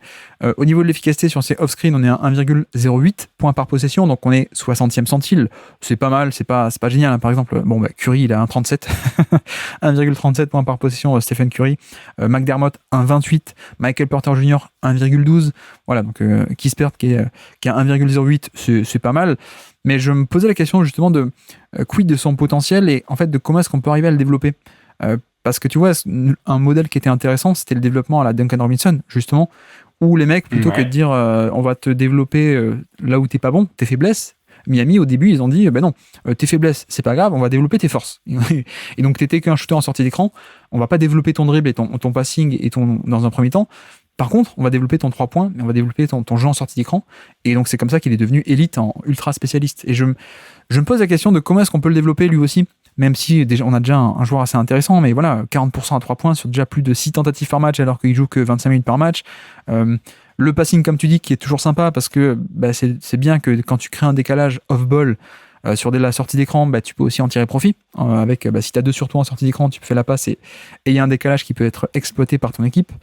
Bref, je pense qu'on n'est pas sur un potentiel énorme, mais en fait, on a quelqu'un qui peut être un créateur un peu secondaire, hein, de par ce jeu en sortie d'écran et un moteur de seconde unité, ou alors même aussi quelqu'un qui, par ailleurs, peut aussi très bien se combiner avec les titulaires quand il faut, quoi. Peut-être le point central, ce sera à quel point est-ce qu'il est bon défenseur pour avoir un rôle majeur dans une équipe compétitive, peut-être.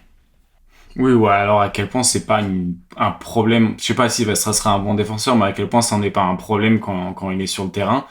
Et moi je pense que la capacité aussi d'être poseur d'écran et d'aller jusqu'au cercle peut aussi un petit peu rendre ce profil plus intéressant s'il arrive à continuer à garder cette petite verticalité qu'il a pour aller justement dunker aussi, prendre la faute comme tu l'as dit. Donc à voir s'il va être plus utilisé sur pick and roll comme rollman. Tu vois, il y a 2 ans, il avait fait que 20 pick and roll en tant que rollman. Cette année, il en a fait plus de 50. Ça reste moins d'un par match, mais donc c'est quelque chose qui vient petit à petit, quoi. Donc défense, garder le shoot élite parce que c'est encore que 3 saisons. Et tu vois, il y a une année à 38, une année à 43, une année à 39. Donc si son vrai niveau, il est autour de 38 ou si son vrai niveau, il est autour de 41, c'est pas pareil du tout. Donc je pense que c'est à quel point aussi ça va être un vrai shooter d'élite ou juste un shooter bon, entre guillemets. On est d'accord. Et puis le profil est assez polyvalent, il peut être utilisé de plein de manières différentes, notamment aussi pour le développement des jeunes, hein. C'est ce qui peut être intéressant, quoi, parce que voilà, il a 25 ans déjà, bientôt 26, donc ça va pas, faut pas se dire ça va être une star de ton projet, mais c'est quelqu'un qui, comme tu dis, peut faire des pick and roll entre petits, la sortie d'écran, du spot-up quand c'est ta star qui a le ballon, ou en tout cas ton jeune star qui a le ballon, etc. Mais voilà, ça peut aussi, par ailleurs, hein, on n'en sait rien, mais être utilisé en pièce à échanger, parce que du coup, si je dis pas de bêtises, il sera free agent l'an prochain. Année plus 4, draft plus 4, il est free agent restrictif, sauf s'il a signé une prolongation, mais je crois que c'est pas encore le cas. Mais voilà, peut-être aussi un mec à ajouter dans un effectif en février sur un trade, on ne sait pas.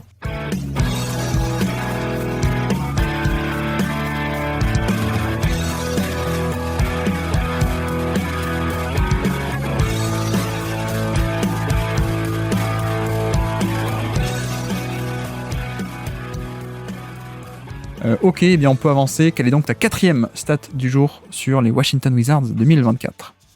Et bien du coup, je pense qu'on gardera Poole pour la fin. Et du coup, je vais aller sur Tristan Vukcevic.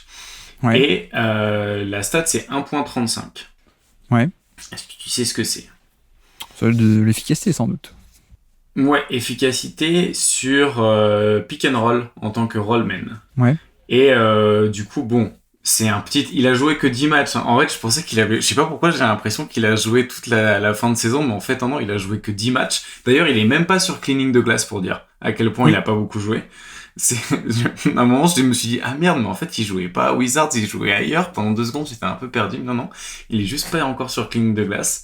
En fait, c'est un mec, juste pour dire, il est arrivé très tard parce qu'il y a une histoire de contrat. Il a été drafté 2e tour l'an dernier, donc 42e choix de 2023 par les Wizards. Mais il y a une histoire de contrat, il a été libéré ou il a racheté son contrat, je sais plus exactement les termes, mais voilà, il est arrivé mi-mars, je crois. Donc effectivement pas du tout une vraie saison. Il a fait la saison avec le Partizan Belgrade et il y a que en mars qu'il a pu être libéré. Mais voilà, du coup, il a fait que 10 matchs, en effet, c'est pas beaucoup. C'est pas beaucoup, mais du coup, sur ces 10 matchs-là, il a une fréquence de rollman sur pick and roll qui est assez haute, plus de 2 par match. Pour donner un peu un ordre d'idée, Gafford, c'est 2,6 par match à Dallas. T'as, qui c'est autre, par exemple, Jarrett Allen, c'est 3,5, donc c'est le double, mais il y a plus de minutes aussi. Donc Vucevic, c'est 27%, Vukcevic, c'est 27% de ses possessions qui sont jouées sur du pick and roll en tant que finisseur, du coup, sur le roll. Et il est à 1.35 d'efficacité, ce qui est, du coup, 6e en NBA. Enfin même 5e parce qu'il est 2 fois derrière Gafford qui était à 1,43 et 1,36 à Dallas et à Washington. Mais du coup, on serait peut-être en présence d'un très bon finisseur sur roll. Et quand tu regardes les images, ce qui est marrant, c'est que c'est pas du tout le même profil que Gafford comme joueur de pick and roll. Pourtant, tu vois, ils sont juste à côté dans le classement sur l'efficacité, le volume, mais c'est pas du tout. Il bouge d'une manière plus lente, clairement, et c'est un peu moins vertical. Mais par contre, le ballon en main, il peut faire beaucoup plus de choses, je trouve, et il est assez fluide, il fait des bonnes lectures, et du coup, voilà, c'était un peu... Je trouve que c'est un profil finisseur sur pick and roll qui est différent des profils habituels un petit peu qu'on peut retrouver sur pick and roll. Oui, et puis c'est... Je pense que c'est aussi une option qui manquait parce qu'on a un peu fait la liste, alors très triste, hein. Très triste des intérieurs, et on avait un peu soit l'un soit l'autre, quoi. J'ai l'impression avec au début de saison Gafford, ça on connaît maintenant le grand public a découvert Gafford à Dallas et c'est que c'est un élite au niveau de verticalité au panier, je veux dire, sur roll. Mais après voilà, c'était soit du Gafford, soit du Bagley qui font des rolls jusqu'au panier, soit sinon t'avais un peu de Mike Muscala pour du pick and pop, mais comme dit c'était 20 matchs ou un peu du Kuzma pick and pop ou Gallinari pick and pop. Et c'est vrai que lui il a un peu ce côté où il a les deux, quoi. Il a les deux, donc ça rajoute aussi un certain degré de dangerosité parce que déjà tu sais pas dans quel sens va partir le pick and roll, ou alors s'il fait le pick and pop ensuite et que ça fait un close out un peu agressif parce qu'il a le shoot, il peut aussi entamer un peu son dribble et attaquer derrière. Mais effectivement c'est presque dommage qu'on ait eu ce timing totalement atypique, hein, de rejoindre la NBA à ce moment-là, quoi, en mi-mars. Mais j'aurais bien voulu le voir sur une saison complète parce qu'en plus il a d'excellents atouts physiques, il est encore très jeune, comme dit il a été drafté l'an dernier, donc il a 21 ans à peine. D'ailleurs, je lis la nationalité serbe, grecque et suédois, les trois en même temps. Mais voilà, c'est quelqu'un aussi qui faisait partie qui était au Real Madrid entre 2019 et 2022. Enfin bref, je pense que c'est un vrai prospect, quoi. C'est pas juste un mec un peu anodin qui a débarqué là en provenance de D-League ou quoi. Il y a un vrai potentiel. Et bon, moi je l'aime beaucoup. Je pense que je l'aurai l'an prochain, enfin pour l'année à venir dans mes All Hipster Team. Mais effectivement, il y a un peu ce côté où bon. En défensivement, je suis pas sûr et je connais pas trop. Et de toute façon, en 10 matchs de fin mars, c'est pas là qu'il faut juger la défense. Mais en tout cas, offensivement, ça peut être un profil qui peut permettre en fait, d'organiser plein de schémas différents et avec ses qualités assez variées, quoi. Ah ouais, mais moi, c'est clairement un profil que j'ai trouvé. Bah, tu vois, tu parles de prospect, oui, c'est ça. T'as beaucoup de bons indicateurs qui montrent qu'il y a des choses à aller chercher. Après, on a vu que 10 matchs. Mais ce qui m'a fait sourire, c'est j'ai l'impression de l'avoir vu sur plus de 10 matchs parce que je pense qu'en fait, j'ai vu toutes ces actions et je suis allé les re-regarder ensuite aussi via les agrégateurs de box score là pour revoir un peu tout ce qu'il faisait. Et c'est vrai que t'as une façon d'appréhender le jeu qui est différente d'un intérieur finisseur habituel où je le trouve, moins que dans la finition, mais déjà peut-être un peu capable d'exploiter un premier décalage aussi. Donc voilà, et la relation avec Jordan Poole justement, elle a l'air pas mal du tout. Je trouvais que les deux justement s'étaient déjà bien trouvés sur les peu de matchs qu'ils avaient joué ensemble. Donc à suivre l'année prochaine où il sera peut-être du coup le backup d'Alex Sarr. Et là tu vois, on parlait d'une raquette qui était triste à regarder la saison dernière. L'année prochaine, on pourrait avoir une raquette particulièrement, en tout cas une rotation sur le poste de pivot qui est particulièrement intéressante à suivre et à analyser. Ouais, en effet. Bon après, backup de Sarr, il peut aussi jouer à côté, hein, justement avec les deux ont un peu de shoot, donc c'est ça qui peut être intéressant techniquement, mais on sait que de toute façon on aura aussi Valanciunas titulaire, donc c'est un peu l'idée. Bon, en tout cas jusqu'à février, parce que comment dire, je pense que il y a potentiellement un petit allez, je prends mon contrat à Washington parce qu'il y a l'argent et puis ensuite vous m'échangez chez un contender pour Valanciunas. Il y a peut-être un peu ce côté-là. On suivra ça, mais voilà, Tristan Vukcevic, tu as préféré parler de lui plutôt que de Marvin Bagley, hein, je note. Bagley qui continue. Enfin, c'est un peu triste quand même parce que c'est un mec qui est drafté très haut. Alors, profil assez atypique, on est d'accord. Avec de grosses faiblesses, on est d'accord aussi. Moi, c'est un mec que j'aimais bien pour le coup à la draft et je trouvais que les critiques étaient très sévères. Mais enfin, je peux les comprendre, mais je comprenais aussi l'aspect de potentiel. Le problème, c'est que ça a quand même du mal à se concrétiser. Tu vois, le côté, notamment le côté jeu de périmètre. On voit que c'était un peu sa carte à jouer et ça vient pas quoi. Ça vient pas du tout et donc t'acceptes pas la défense qui est catastrophique quoi. Donc voilà pour Marvin Bagley et pour Tristan Vukcevic qui, je sais pas toi, mais on dirait Vukcevic un nom de PES, tu sais, à l'époque où ils n'avaient pas les droits. Et tu peux pas avoir Nikola Vucevic et tu peux pas jouer avec Aston Villa, tu joues avec North Birmingham et Tristan Vukcevic. Bref, non, alors moi, ma quatrième stat du jour, pour rester un peu plus sérieux, pardon. Quatrième stat du jour, un joueur qui n'est plus aux Wizards. Est-ce que tu avais aussi des stats sur lui ? Ah ouais, je l'ai pas fait du coup. Ouais, mais était dans plus bizarre. Oui, non, mais t'as raison, parce que sinon tu le fais jamais. Mais vas-y. Deni Avdija, du coup. Deni Avdija, effectivement, parce que il est parti des Wizards, mais déjà ça fait partie du bilan 2024. Il faut qu'on en parle. Mais donc oui, mon chiffre, moi, c'était 16,1. Justement, c'était le fameux shooting foul percentage, donc le pourcentage de fois où il provoque une faute pendant une tentative de tir. Donc vraiment la provocation de faute. Et donc 16,1, déjà c'est un score qui est très bon. Alors pas au niveau des tout meilleurs qui sont autour des 20% pour les non-big. Enfin, pour l'élite de l'élite, hein, je veux dire, mais par contre, tu vois, pour les non-big, c'est quand même 7ème de NBA, 16%. Ouais. Donc, pourquoi les non-big ? Parce que voilà, quand t'es proche du panier et que tu joues pour des dunks et pour des lay-ups, forcément, t'as des standards plus élevés. Mais en tout cas, pour les non-pivots, c'est quand même 7ème de NBA, donc c'est quand même très bon, même si c'est pas au niveau des 20% ou 22% parfois de Jimmy Butler ou Harden. Mais c'est très bon et surtout, c'est une énorme amélioration par rapport au début de carrière où, tu vois, il a fait 3 saisons à 6%, 8%, 12%. 12%, c'était déjà pas mal. Et donc là, on est passé de 12 à 16%, carrément, pardon, j'arrive plus à parler. Donc on est passé d'un score pas mal à un score élite, clairement. Et ça se voit aussi, il y a les répercussions immédiates, puisqu'en termes d'efficacité, on est passé d'un joueur qui était à 1,07 points par tir à aujourd'hui 1,20. Donc on est passé d'un joueur qui était moins efficace que la moyenne à un joueur qui est plus efficace que la moyenne et qui assez efficace, même tout court, hein. Enfin voilà, un très très bon score, assez satisfaisant, sachant que dans le même temps, son volume a augmenté. Donc, il y a ça aussi. Il est passé de 17 à 20% d'usage, donc c'est pas non plus une hausse énorme, mais bref, il a quand même amélioré son efficacité parce que plus de fautes, plus d'agressivité pour aller au panier, et pour provoquer des fautes. Donc ça, c'est évidemment des points très rentables. Et puis, de l'autre côté, pourquoi la saison est également aussi bonne en efficacité ? Parce que les 3 points sont rentrés cette année. 37% à 3 points, alors qu'en carrière, on était plutôt sur du 30, 31, 32. Bref, donc voilà. Et donc, on a un joueur qui, à mon avis, est extrêmement intéressant. Et je trouve ça dommage qu'il s'en soit séparé, pour le coup, les Wizards, cet été. Je pense que c'est aussi une question salariale, peut-être, étant donné que, voilà, draft 2020, je crois, de mémoire. Donc là, on est arrivé à la free agency bientôt. Enfin, bref. Et il est déjà re-signé, hein. Oui, c'est vrai, en plus. Il a déjà son contrat dégressif, donc le contrat est bon en plus, hein. C'est 15, 14, 13, 19, 11, je veux dire. Et il l'avait signé en prolongation anticipée, hein, si je dis pas de bêtises, l'été dernier, en fait. C'est ça. Voilà, donc en plus, c'est là où le choix, je le comprends d'autant moins, c'est que tu le prolonges de manière anticipée. Donc, après, oui, c'est que tu veux le garder, hein, si t'attends pas la free agency. Et en fait, ensuite, tu l'échanges. Donc, je sais pas trop ce qui s'est passé. Il y a peut-être du hors-terrain, de l'entente GM, j'en sais rien. Hein.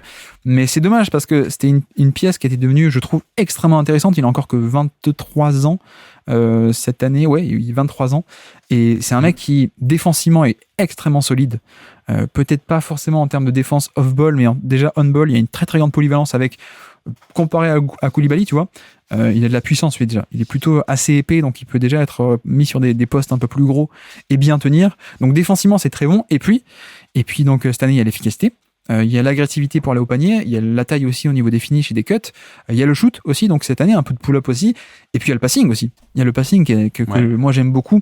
On a un joueur très intelligent qui est à 0,8 de ratio de playmaking. Qu'est-ce que c'est ? Donc c'est l'assist percentage divisé par l'usage percentage, le nombre de passes que tu fais relatif à ton nombre de ballons. En français, c'est mieux.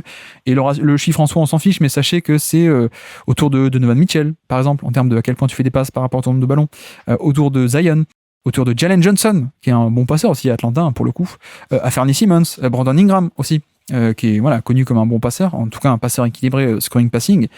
Bref, vraiment, pour moi, c'était une des grosses, si ce n'est la grande satisfaction de cette saison. Et finalement, ils l'ont échangé, donc un peu dommage, mais je trouve une saison extrêmement encourageante pour un ailier de 23 ans, très polyvalent, qui peut un peu toucher à tout et bien y toucher en plus.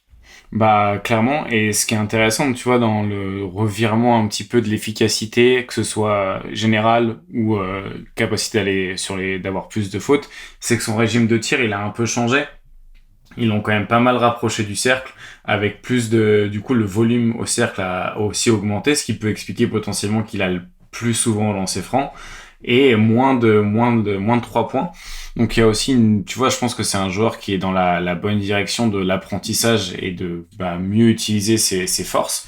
Donc, bon, moi j'ai été assez surpris du trade vers Portland, mais de ce que j'ai cru apercevoir ou lire, c'est qu'il y a un mec du front office de Portland qui faisait déjà un petit peu de lobbying, en tout cas autour de son profil quand il était un prospect. Donc à quel point c'est aussi pas Portland qui a vraiment bien poussé pour aller le chercher, parce qu'au final il récupère pas du potentiel, mais il récupère Brogdon qui lui, du coup comme Valanciunas, pourrait être échangé d'ici février parce qu'il aura une grosse valeur pour un contender. Donc bon, à quel point c'est pas ils ont pas vu un gros potentiel et ils ont préféré du coup s'ajouter encore plus de flexibilité financière avec des profils qui seront échangeables au courant de l'année. Donc on va voir. Mais c'est vrai que c'est assez surprenant parce que t'as l'impression d'avoir tu vois, on parle des joueurs sans compromis. Là, si le shooting tient, tu commences à avoir de moins en moins de compromis sur un profil comme le sien, à part que du coup c'est quand même un joueur qui a beaucoup de ballons, quoi. Bon, après, Brogdon, faut pas non plus trop tarder, hein, parce qu'au bout d'un moment, tu vois, déjà l'an dernier, on se disait ça, Brogdon, en plus, il a 30 ans, des soucis de blessure. Voilà, si tu veux faire du Russell, il faudrait le faire maintenant, quoi. Enfin, faut pas tarder, en tout cas. Mais non, alors l'échange, en effet, il y a un choix de draft, comment il s'appelle, Buddy Carrington, je crois, qui est parti aussi, je crois, à Washington. Il y a aussi un deuxième tour de draft, il y a aussi un premier tour de draft 2029. Il y a aussi encore un deuxième tour de draft en 2030, tout ça envoyé pour Deni Avdia. Mais bon, l'histoire, c'est que c'est Mike Schmitz, en fait. Je sais pas si tu connais, toi, Mike Schmitz, qui était l'ancien de Draft Express.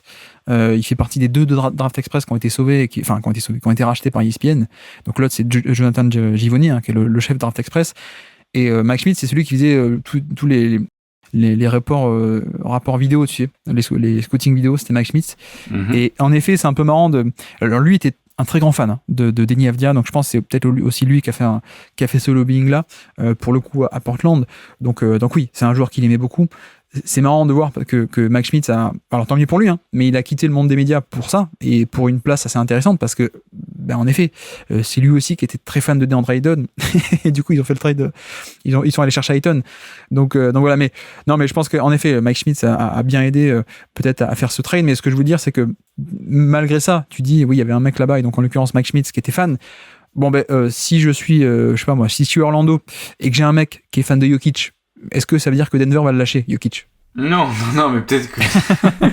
non, donc, je comprends plus Portland que Washington, dans tous les cas, sur le trade, oui, c'est sûr.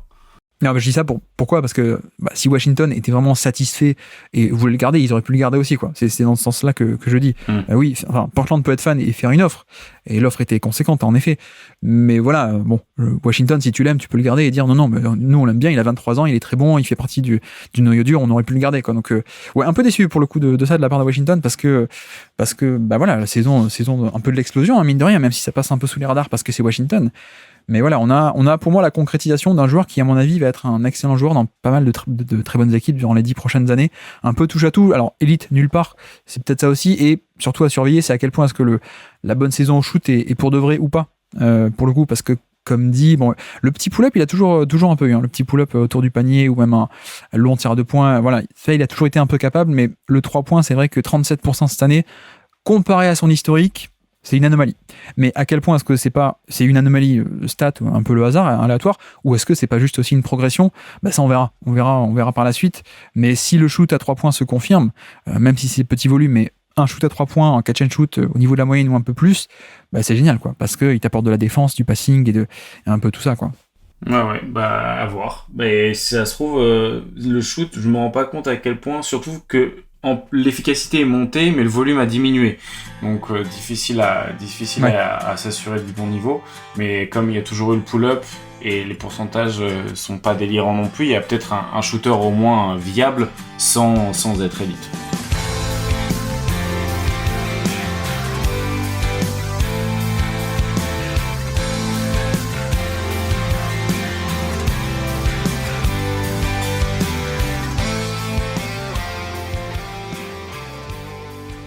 Et donc on peut avancer déjà la 5e. Quelle est ta 5e et dernière stat du jour pour les Wizards 2024 ?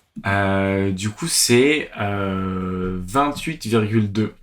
Ouais. Et 29. Et en fait c'est du coup l'assist percentage et le usage percentage de Jordan Poole depuis février. Donc sur les 33 derniers matchs de la saison. Ouais.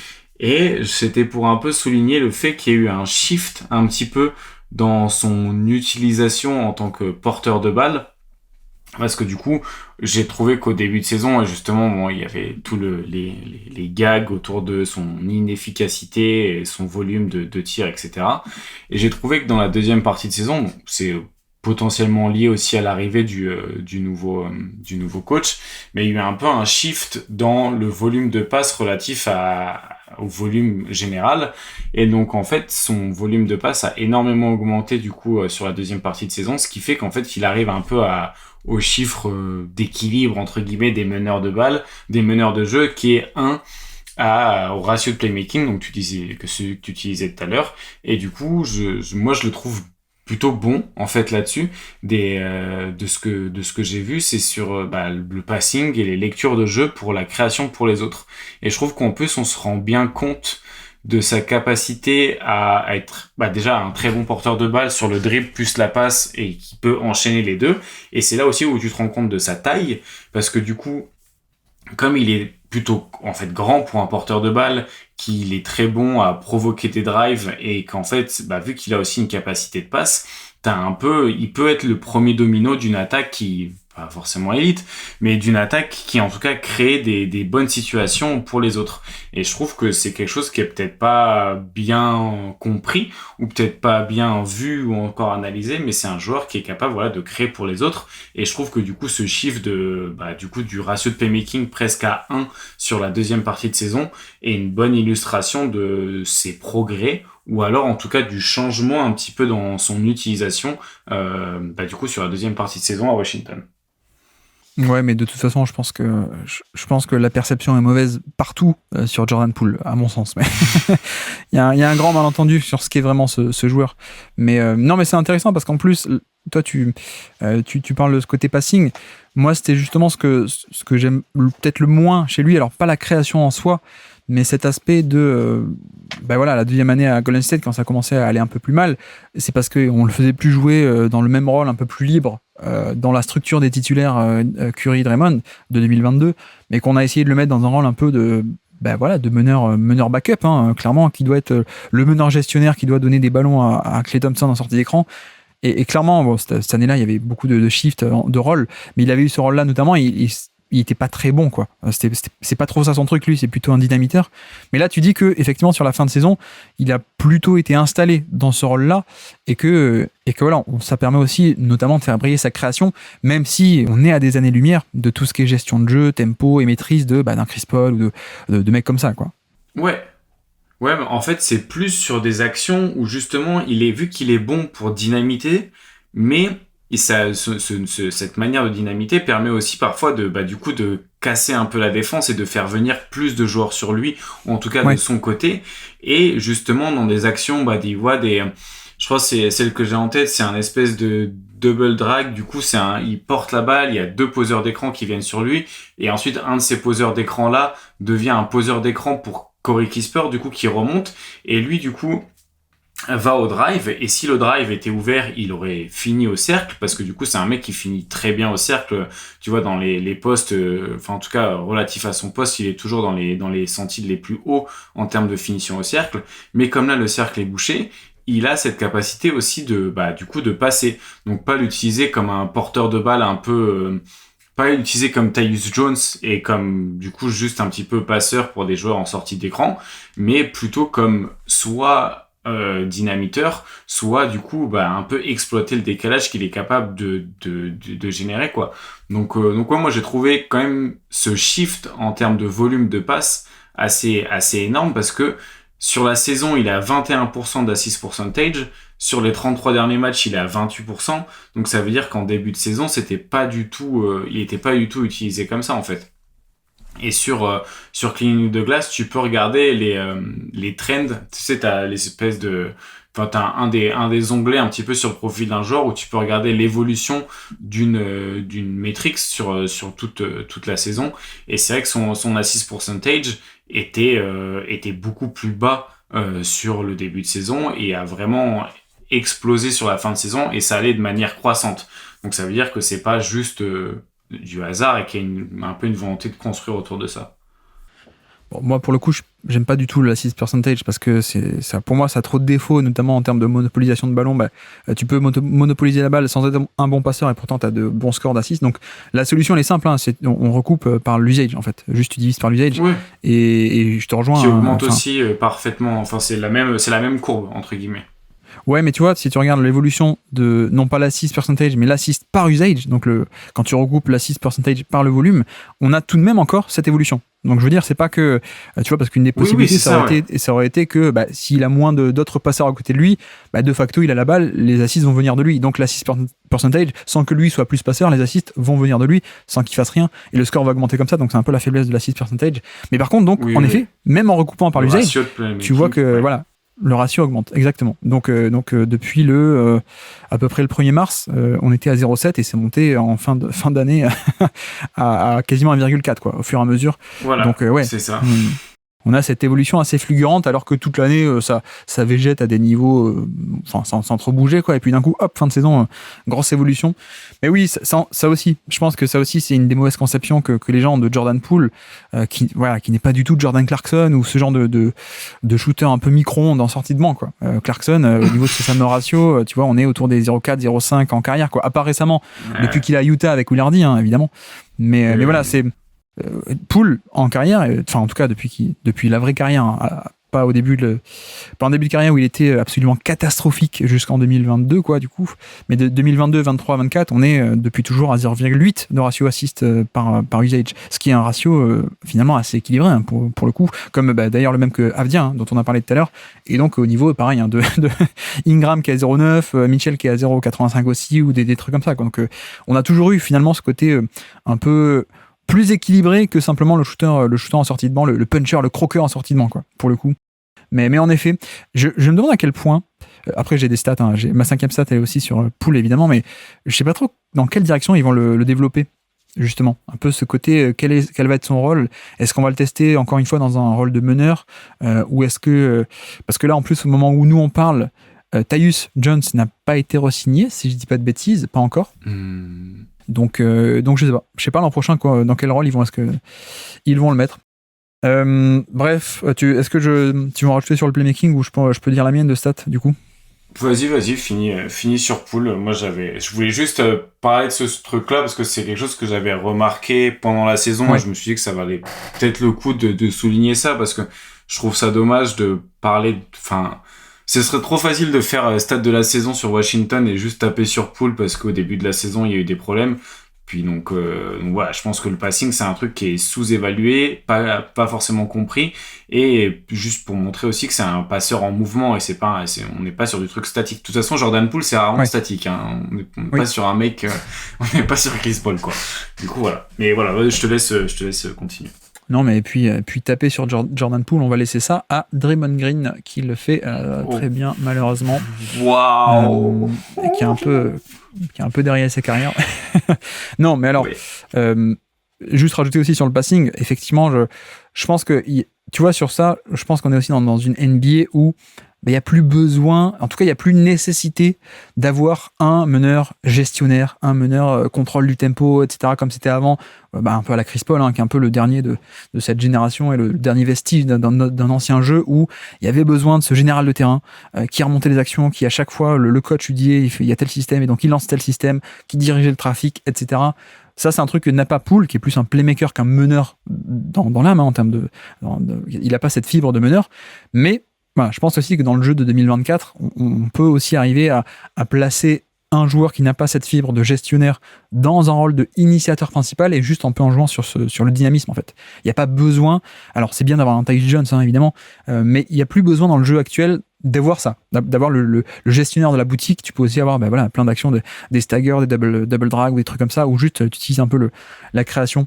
Donc voilà. C'est juste à noter par rapport à l'évolution du jeu aussi, je pense. Mais non, moi, mon chiffre, c'était 57. 57, puisque c'est le classement de Jordan Poole en efficacité au drive.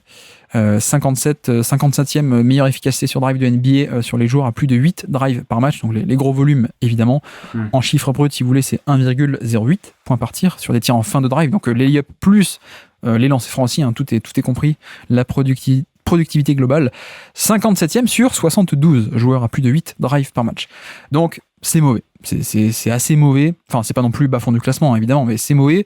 Surtout que donc 57e, l'an dernier, on était 29e sur 80 drivers à gros volume. Donc voilà, 29e l'an dernier. Bon, c'était déjà devant Anthony Edwards l'an dernier. Mais bref, fermons la parenthèse. Donc c'était déjà pas mal l'an dernier en 2023, alors que pourtant 2023 c'était décevant. Et si on remonte en 2022, eh bien Jordan Poole était le 3e driver le plus productif de NBA. Parmi les gros volumes de plus de 8 par match, il était 3e de NBA. Derrière, je crois, Giannis et DeRozan à l'époque, mais donc devant des Luka Doncic, devant des SGA, etc. Donc on était, si tu veux, on était passé de... là on est à 1,08 points par tir, actuellement sur des tirs en fin de drive. À l'époque, on était à 1,28. Donc c'était élite, hein, clairement 3e de NBA, et même plus que ça, des joueurs qui étaient à plus de 1,25 points par tir sur des tirs en fin de drive, et aussi à plus de 1,05 points par tir sur des pull-ups à 3 points, il y avait qu'un joueur NBA cette année-là qui faisait ça. Et c'était Jordan Poole. Donc c'était un sacré package et je dis ça aussi pourquoi, parce qu'on a un déclin. On a un déclin assez énorme parmi les meilleurs drivers de NBA, et même encore l'an dernier, un top 30, c'est pas non plus, on était largement au-dessus de la moyenne. Et là, cette année, on est passé de 1,28 à 1,08 et 57e sur 72. Bon, je te rassure, il est quand même tout de même devant des Paolo Banchero, sur l'efficacité de son drive, devant des Jamal Murray, des Cade Cunningham, des Scotty Barnes, et il est à un cheveu de Tyrese Maxey, le fabuleux, qui est à 1,09 points par tir. Bref, voilà, ça c'est aussi pour fermons la parenthèse. Mais je pense que la différence, c'est que, je sais pas toi ce que t'en penses, je sais pas quelle était ta vision, mais moi c'est toujours là-dessus où je me suis battu, où les gens justement le catégorisent un peu comme un Jordan Clarkson, lapsus révélateur. Les gens disent c'est un peu un Jordan Clarkson, le puncher en sortie de banc, le croqueur en sortie de banc, alors que non en fait. Non, c'était surtout un driver, et c'est pour ça que moi j'étais extrêmement chaud sur lui à l'époque. C'est que c'est un driver d'élite en fait, clairement, et c'est pas que le spacing de Golden State pour le coup. Ça jouait en partie évidemment, mais c'était pas que ça, il y avait aussi un tranchant, une explosivité en termes de dribble, de démarrage, mais même pendant les drives, une capacité à casser le rythme, à changer de direction de manière extrêmement tranchante, la finition au panier avec une légèreté le toucher de balle aussi avec ces fameux flotteurs là, et puis bref, un toucher de balle qui est génialissime de toute façon. Et en fait, je dis pourquoi, parce qu'en fait cette année il a été très mauvais, mais vraiment extrêmement mauvais, et je trouve que physiquement il y a un truc qui est différent, et je l'ai trouvé assez amorphe cette saison. C'est allé mieux en fin de saison. Mais alors, je sais pas trop, on connaît pas tout ce qui est hors terrain, le mental, etc. Bon, le mec s'est quand même fait taper dessus par un coéquipier, et sa franchise a quand même tranché pour le mec qui lui a tapé dessus, au passage. Donc je suis pas sûr que mentalement soit top, envoyé à Washington. Les raisons, je ne sais pas, mais en tout cas, le constat qu'on peut faire sur ce qu'on a vu, quelles qu'en soient les raisons, c'est que cette année, il était amorphe. Il n'avait pas du tout ce côté tranchant, et ce côté explosif, et ce côté j'ai le coup de rein pour aller au panier, quoi. Et qu'il avait l'an dernier et en 2022. Donc cette année, on a totalement perdu ça, ce qui fait qu'on a eu juste un mec qui était plutôt vers le bas-fond de classement en termes de drive.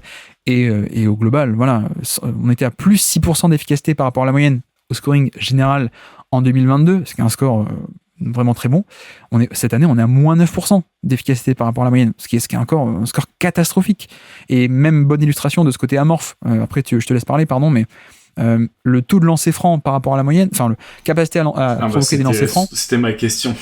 C'était le truc que je voulais te dire, justement. Vas-y. Non, mais c'est qu'il est tombé à moins 25% par rapport à la moyenne. Enfin, son score est 25% plus bas que la moyenne, alors qu'il a toujours été au-dessus de la moyenne.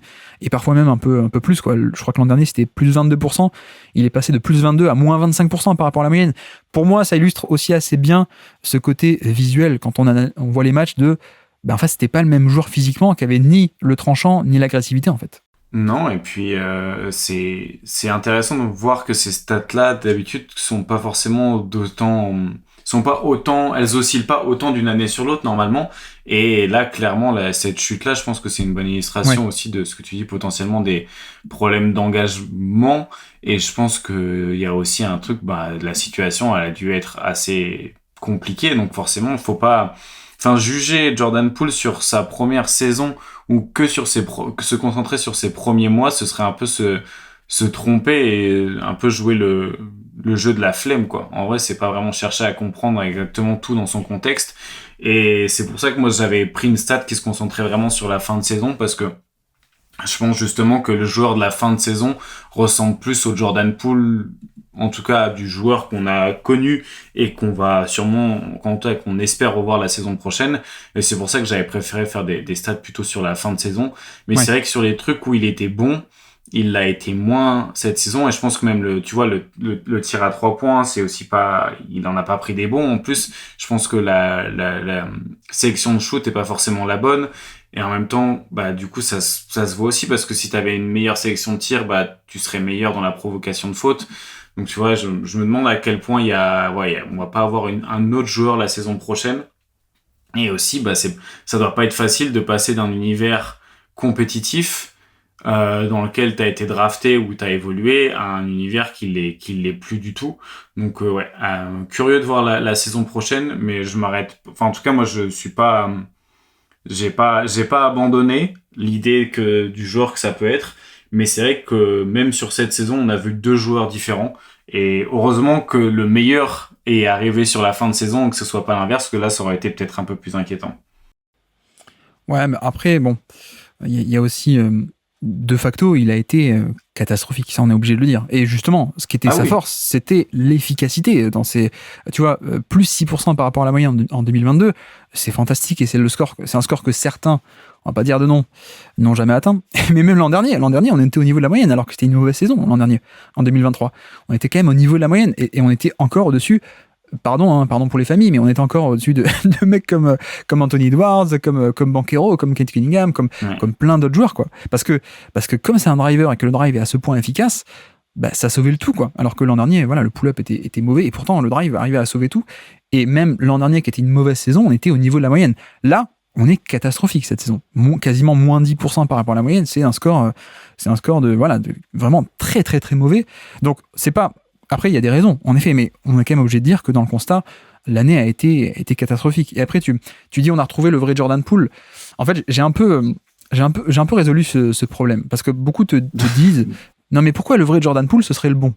Et pourquoi est-ce que le vrai, pourquoi est-ce que ça pourrait pas être juste, il y a une surchauffe en 2022 dans le contexte de Golden State où tout est facile, hein. On l'a vu avec James Wiseman aussi qui a été MVP dans le contexte de Golden State.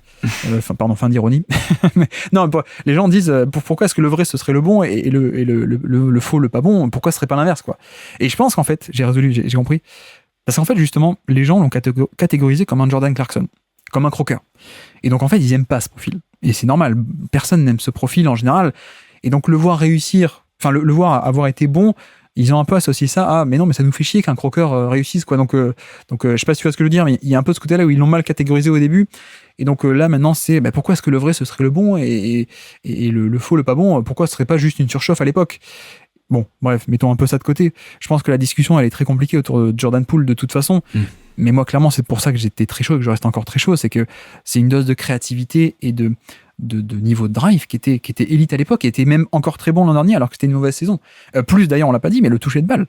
Le mec est à quoi ? 88-89% au lancer franc en carrière, quoi. Donc il y a ce toucher de balle qu'on voit sur les lay-ups, il y a le jump shot aussi. Bon. Là aussi, tu vois, le côté amorphe, on l'a bien vu. Le mec est à 32% cette année. C'est nullissime, 32% en shoot. Alors que, voilà, on sait que historiquement, c'est pas ça son niveau d'efficacité. Là, 32%, c'est bien en dessous de la moyenne. Bref, donc je pense que c'est très compliqué de parler de Jordan Poole parce que quand moi je dis que je suis chaud, les gens comprennent pas parce qu'ils se disent mais pourquoi est-ce qu'il est chaud sur un croqueur, quoi. Alors qu'en fait c'est pas un croqueur, mais par contre tout de même c'est vrai, c'est quand même un joueur qui a des défauts assez importants et tu vois on parlait de ce côté dynamisme, mais je pense que c'est un joueur qui a besoin de structure en fait, qui a besoin d'une structure assez claire parce que sa faiblesse c'est justement création de décalage, il y a pas de problème, dynamisme il y a pas de problème, mais dans tout ce qui est decision making c'est vrai que ça peut être parfois pas bon. Ça, c'est vrai. Ça, on est d'accord. Et donc, c'est là où je pense qu'en effet, la structure de Golden State à l'époque l'aidait beaucoup en 2022, quand il jouait dans le cadre des titulaires, en fait. Et que quand on l'a essayé dans le cadre un peu, ça va être toi le cadre, ça va être toi le meneur de la seconde unit. On a vu que, non, ça marchait pas parce que lui n'a pas ça, quoi. Il n'a pas du tout ce côté decision making, ce côté, voilà, lui, c'est un créateur, mais c'est pas un gestionnaire, grosso modo.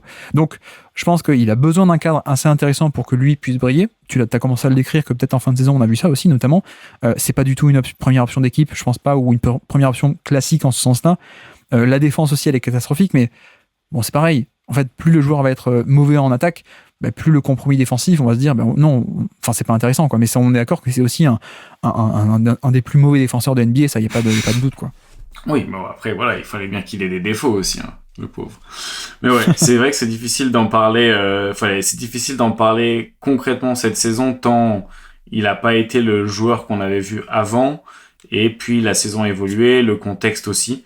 Donc, je pense que ce qui va être intéressant, c'est de suivre un petit peu la saison prochaine et de voir de quelle manière il va être utilisé. Tu posais la question justement juste après la stat sur le passing. Je pense que ça va être très intéressant de voir comment il va être utilisé avec et sans le ballon et avec quel volume et dans quelle situation. Bon, voilà. Mais s'ils arrivent à... Tu vois, ça me ferait chier que parce que du coup, ils font jouer Valanciunas, Valanciunas, il va pas pouvoir jouer sur le même rythme que Jordan Poole, ou alors il va faire un arrêt cardiaque, mais vraiment c'est petit. Il y a un truc qui est dissonant en termes de rythme. Du coup, j'espère le voir plutôt avec des profils dynamiques et laisser peut-être Tyus Jones et Valanciunas sur la seconde unit, ou alors les laisser titulaires et avoir Jordan Poole du coup qui jouerait plus avec des mecs dynamiques. Mais je pense qu'il a besoin de... Tu parlais de besoin de structure, je pense qu'il a besoin de structure clairement. Il a aussi besoin d'une structure qui corresponde à son profil, qui est... il n'est pas unidimensionnel, mais il y a besoin de certaines choses en place pour pouvoir vraiment le faire briller. Ouais. Bon, c'est très compliqué de parler de Jordan Poole. Mais après, tu vois, le truc qui est évident, c'est que pour moi, c'est un des pires défenseurs de NBA. Ça me fait penser, alors il dit beaucoup de conneries, hein, mais ça me fait penser à un truc que disait Iguodala, qui pour le coup était vrai, mais qui disait, mais en fait, t'as l'impression qu'il fait semblant de bien vouloir défendre ou d'être battu de la bonne manière, mais du coup, en fait, tu te ferais moins battre si t'essayais pour de vrai plutôt que d'essayer. Tu vois, c'est un peu dommage. Après, il y a des limitations physiques, etc. On est d'accord. Mais oui, c'est quand même, on a une valeur qui est négative. Et donc, en fait, voilà, si t'as le Jordan Poole de 2022, voire même de 2023, bon, tu l'acceptes, en fait, ce compromis, même si c'est gênant et même si, voilà, mais tu l'acceptes. Et sauf que si t'as un Jordan Poole qui est pas bon en attaque, t'acceptes pas. Et puis, ça vaut pas le coup du tout. Donc ça, on est d'accord. Mais voilà, j'espère. Et on l'a vu sur la fin de saison, c'était un peu plus le cas. J'espère retrouver un Poole moins amorphe et beaucoup plus ce qu'il était avant, hein, c'est-à-dire donc explosivité, tranchant sur le démarrage, tranchant sur les changements de direction, et puis à la fin de ce toucher de balle dans la finition qui était très bon. On espère aussi que voilà, le jump shot va un peu plus rentrer aussi, parce que clairement 32% à 3 points, c'est bien en dessous de ses standards, quoi. Et je pense que c'est une question de sélection de tir, c'est aussi une question d'être amorphe sur ses jump shots, quoi. Enfin, franchement, je ne l'ai pas reconnu. Je l'ai pas du tout reconnu le joueur qu'il avait pu être ou qu'il était. Je sais pas quelle est la vraie version, ça, chacun pourra décider pour soi-même. Mais en tout cas, on n'a pas reconnu le joueur qu'on avait vu à l'époque, quoi. Mais voilà, le problème aussi, d'ailleurs, c'est le salaire. Hein. C'est le salaire, c'est qu'on est à 29 millions, 31 millions et 34 millions. Moi, je pense que ça pourrait être une excellente addition pour une équipe compétitive en termes de dynamiteur de seconde unité, voire même un peu avec les titulaires. Mais le problème, c'est que voilà, si tu étais à 13 millions ou 15 millions l'année, tu le fais et voilà. Mais là, quelle équipe compétitive à la place d'accueillir un tel pari ? Je pense qu'il faut d'abord relancer la machine et peut-être éventuellement tu pourrais le rééchanger s'il a de nouveau de la valeur. Mais là, c'est compliqué en tout cas en l'état, quoi. Totalement. Je pense qu'on a fait le tour sur ces Washington Wizards. Est-ce qu'on a dit 5 stats chacun ? Est-ce qu'il te reste un peu des chiffres à droite à gauche que tu voulais évoquer ? Est-ce qu'il y a des joueurs dont tu voulais parler un peu ou pas du tout ? On a à peu près couvert tout le monde. Non, je pense qu'on a fait le tour. Je n'ai pas forcément envie de parler de Gallinari ou Landry Shamet, donc ça va. Non, je pense qu'on peut s'arrêter là. Déjà 1h30 sur les Wizards, c'est du bon boulot. Oui, c'est pas mal, et je me rends compte qu'on n'a pas parlé de Landry Shamet. Et je me rends compte que la carrière de Landry Shamet est de plus en plus oubliable, malheureusement. Lui qui avait si bien démarré et qui a fait l'année complète du côté Wizards, qui a fait 46 matchs et qui a un temps de jeu de plus en plus faible, alors que c'est typiquement le shooter en sortie d'écran qui peut aider pas mal d'équipes, mais problèmes défensifs et d'autres problèmes sans doute aussi, mais voilà, non, donc on va pas trop parler de Landry Shamet, Delon Wright non plus, Ryan Rollins, non, Johnny Davis d'ailleurs, Johnny Davis, on va pas trop parler, je sais pas si tu vois qui c'est Johnny Davis, toi, mais qui était un très haut choix de draft de 2022, 10e choix de 2022, on peut donner cette stat, peut-être que j'avais noté, ouais c'est ça, 613, c'est le nombre de minutes, 613 minutes, et même si on fait en carrière, 1000 minutes, 1036 minutes en carrière en 2023 et 2024. Bon, c'est normal que les jeunes mettent un peu de temps à s'installer, mais là, ça met beaucoup de temps quand même, quoi. Donc, ça met beaucoup de temps, ouais. Et lui, c'était quoi son profil ? Un shooter ? Shooter, ouais. Plutôt shooter avec un peu de pull-up et aussi en sortie d'écran, mais qui avait notamment un peu de création, je crois, de mémoire. J'avais pas suivi la draft cette année-là, mais c'était un peu l'idée, quoi. J'ai choisi 10e à l'époque en 2022. Et bref, Johnny Davis, malheureusement, qui n'a pas assez joué pour qu'on en parle dans le bilan. Bref, je pense qu'on a assez discuté des Wizards. On a couvert tous les sujets, même Marvin Bagley, c'est dire. En tout cas, merci Azad d'être passé sur le basket là pour parler des Wizards. Et avec plaisir, et on se retrouve pour la prochaine équipe. Ah bon ? C'est toi qui décide maintenant ? Oui. Merci à tous d'avoir suivi cet épisode, j'espère que ça vous aura plu et j'espère que vous avez tenu le coup. Ça y est, on a fait toutes les mauvaises équipes. Donc a priori, on va de nouveau enfin reparler plutôt que de bonnes équipes. On va enchaîner avec des Miami, avec des Chicago, avec des Sacramento, pourquoi pas Golden State, etc. Voilà, un peu de compétences. Mais c'est vrai que le but c'est aussi de parler à tout le monde et donc On a parlé à tout le monde, on a parlé y compris donc aux fanbase des Hornets, des Brooklyn Nets, des Wizards, des Raptors. On a parlé à tout le monde et ça me tenait à cœur. Mais voilà, la prochaine fois donc, on va passer à autre chose. La prochaine fois, vous me direz que à moitié passer à une bonne équipe, puisque la prochaine fois, ce sont les Chicago Bulls qui sont au programme. Prochain bilan 2024, les Chicago Bulls. Et donc, sur ce, je vous remercie une nouvelle fois de nous avoir écouté jusqu'au bout. Un grand merci à Azad d'être passé sur le Basket Lab. Et moi, je vous dis à très bientôt. Ciao.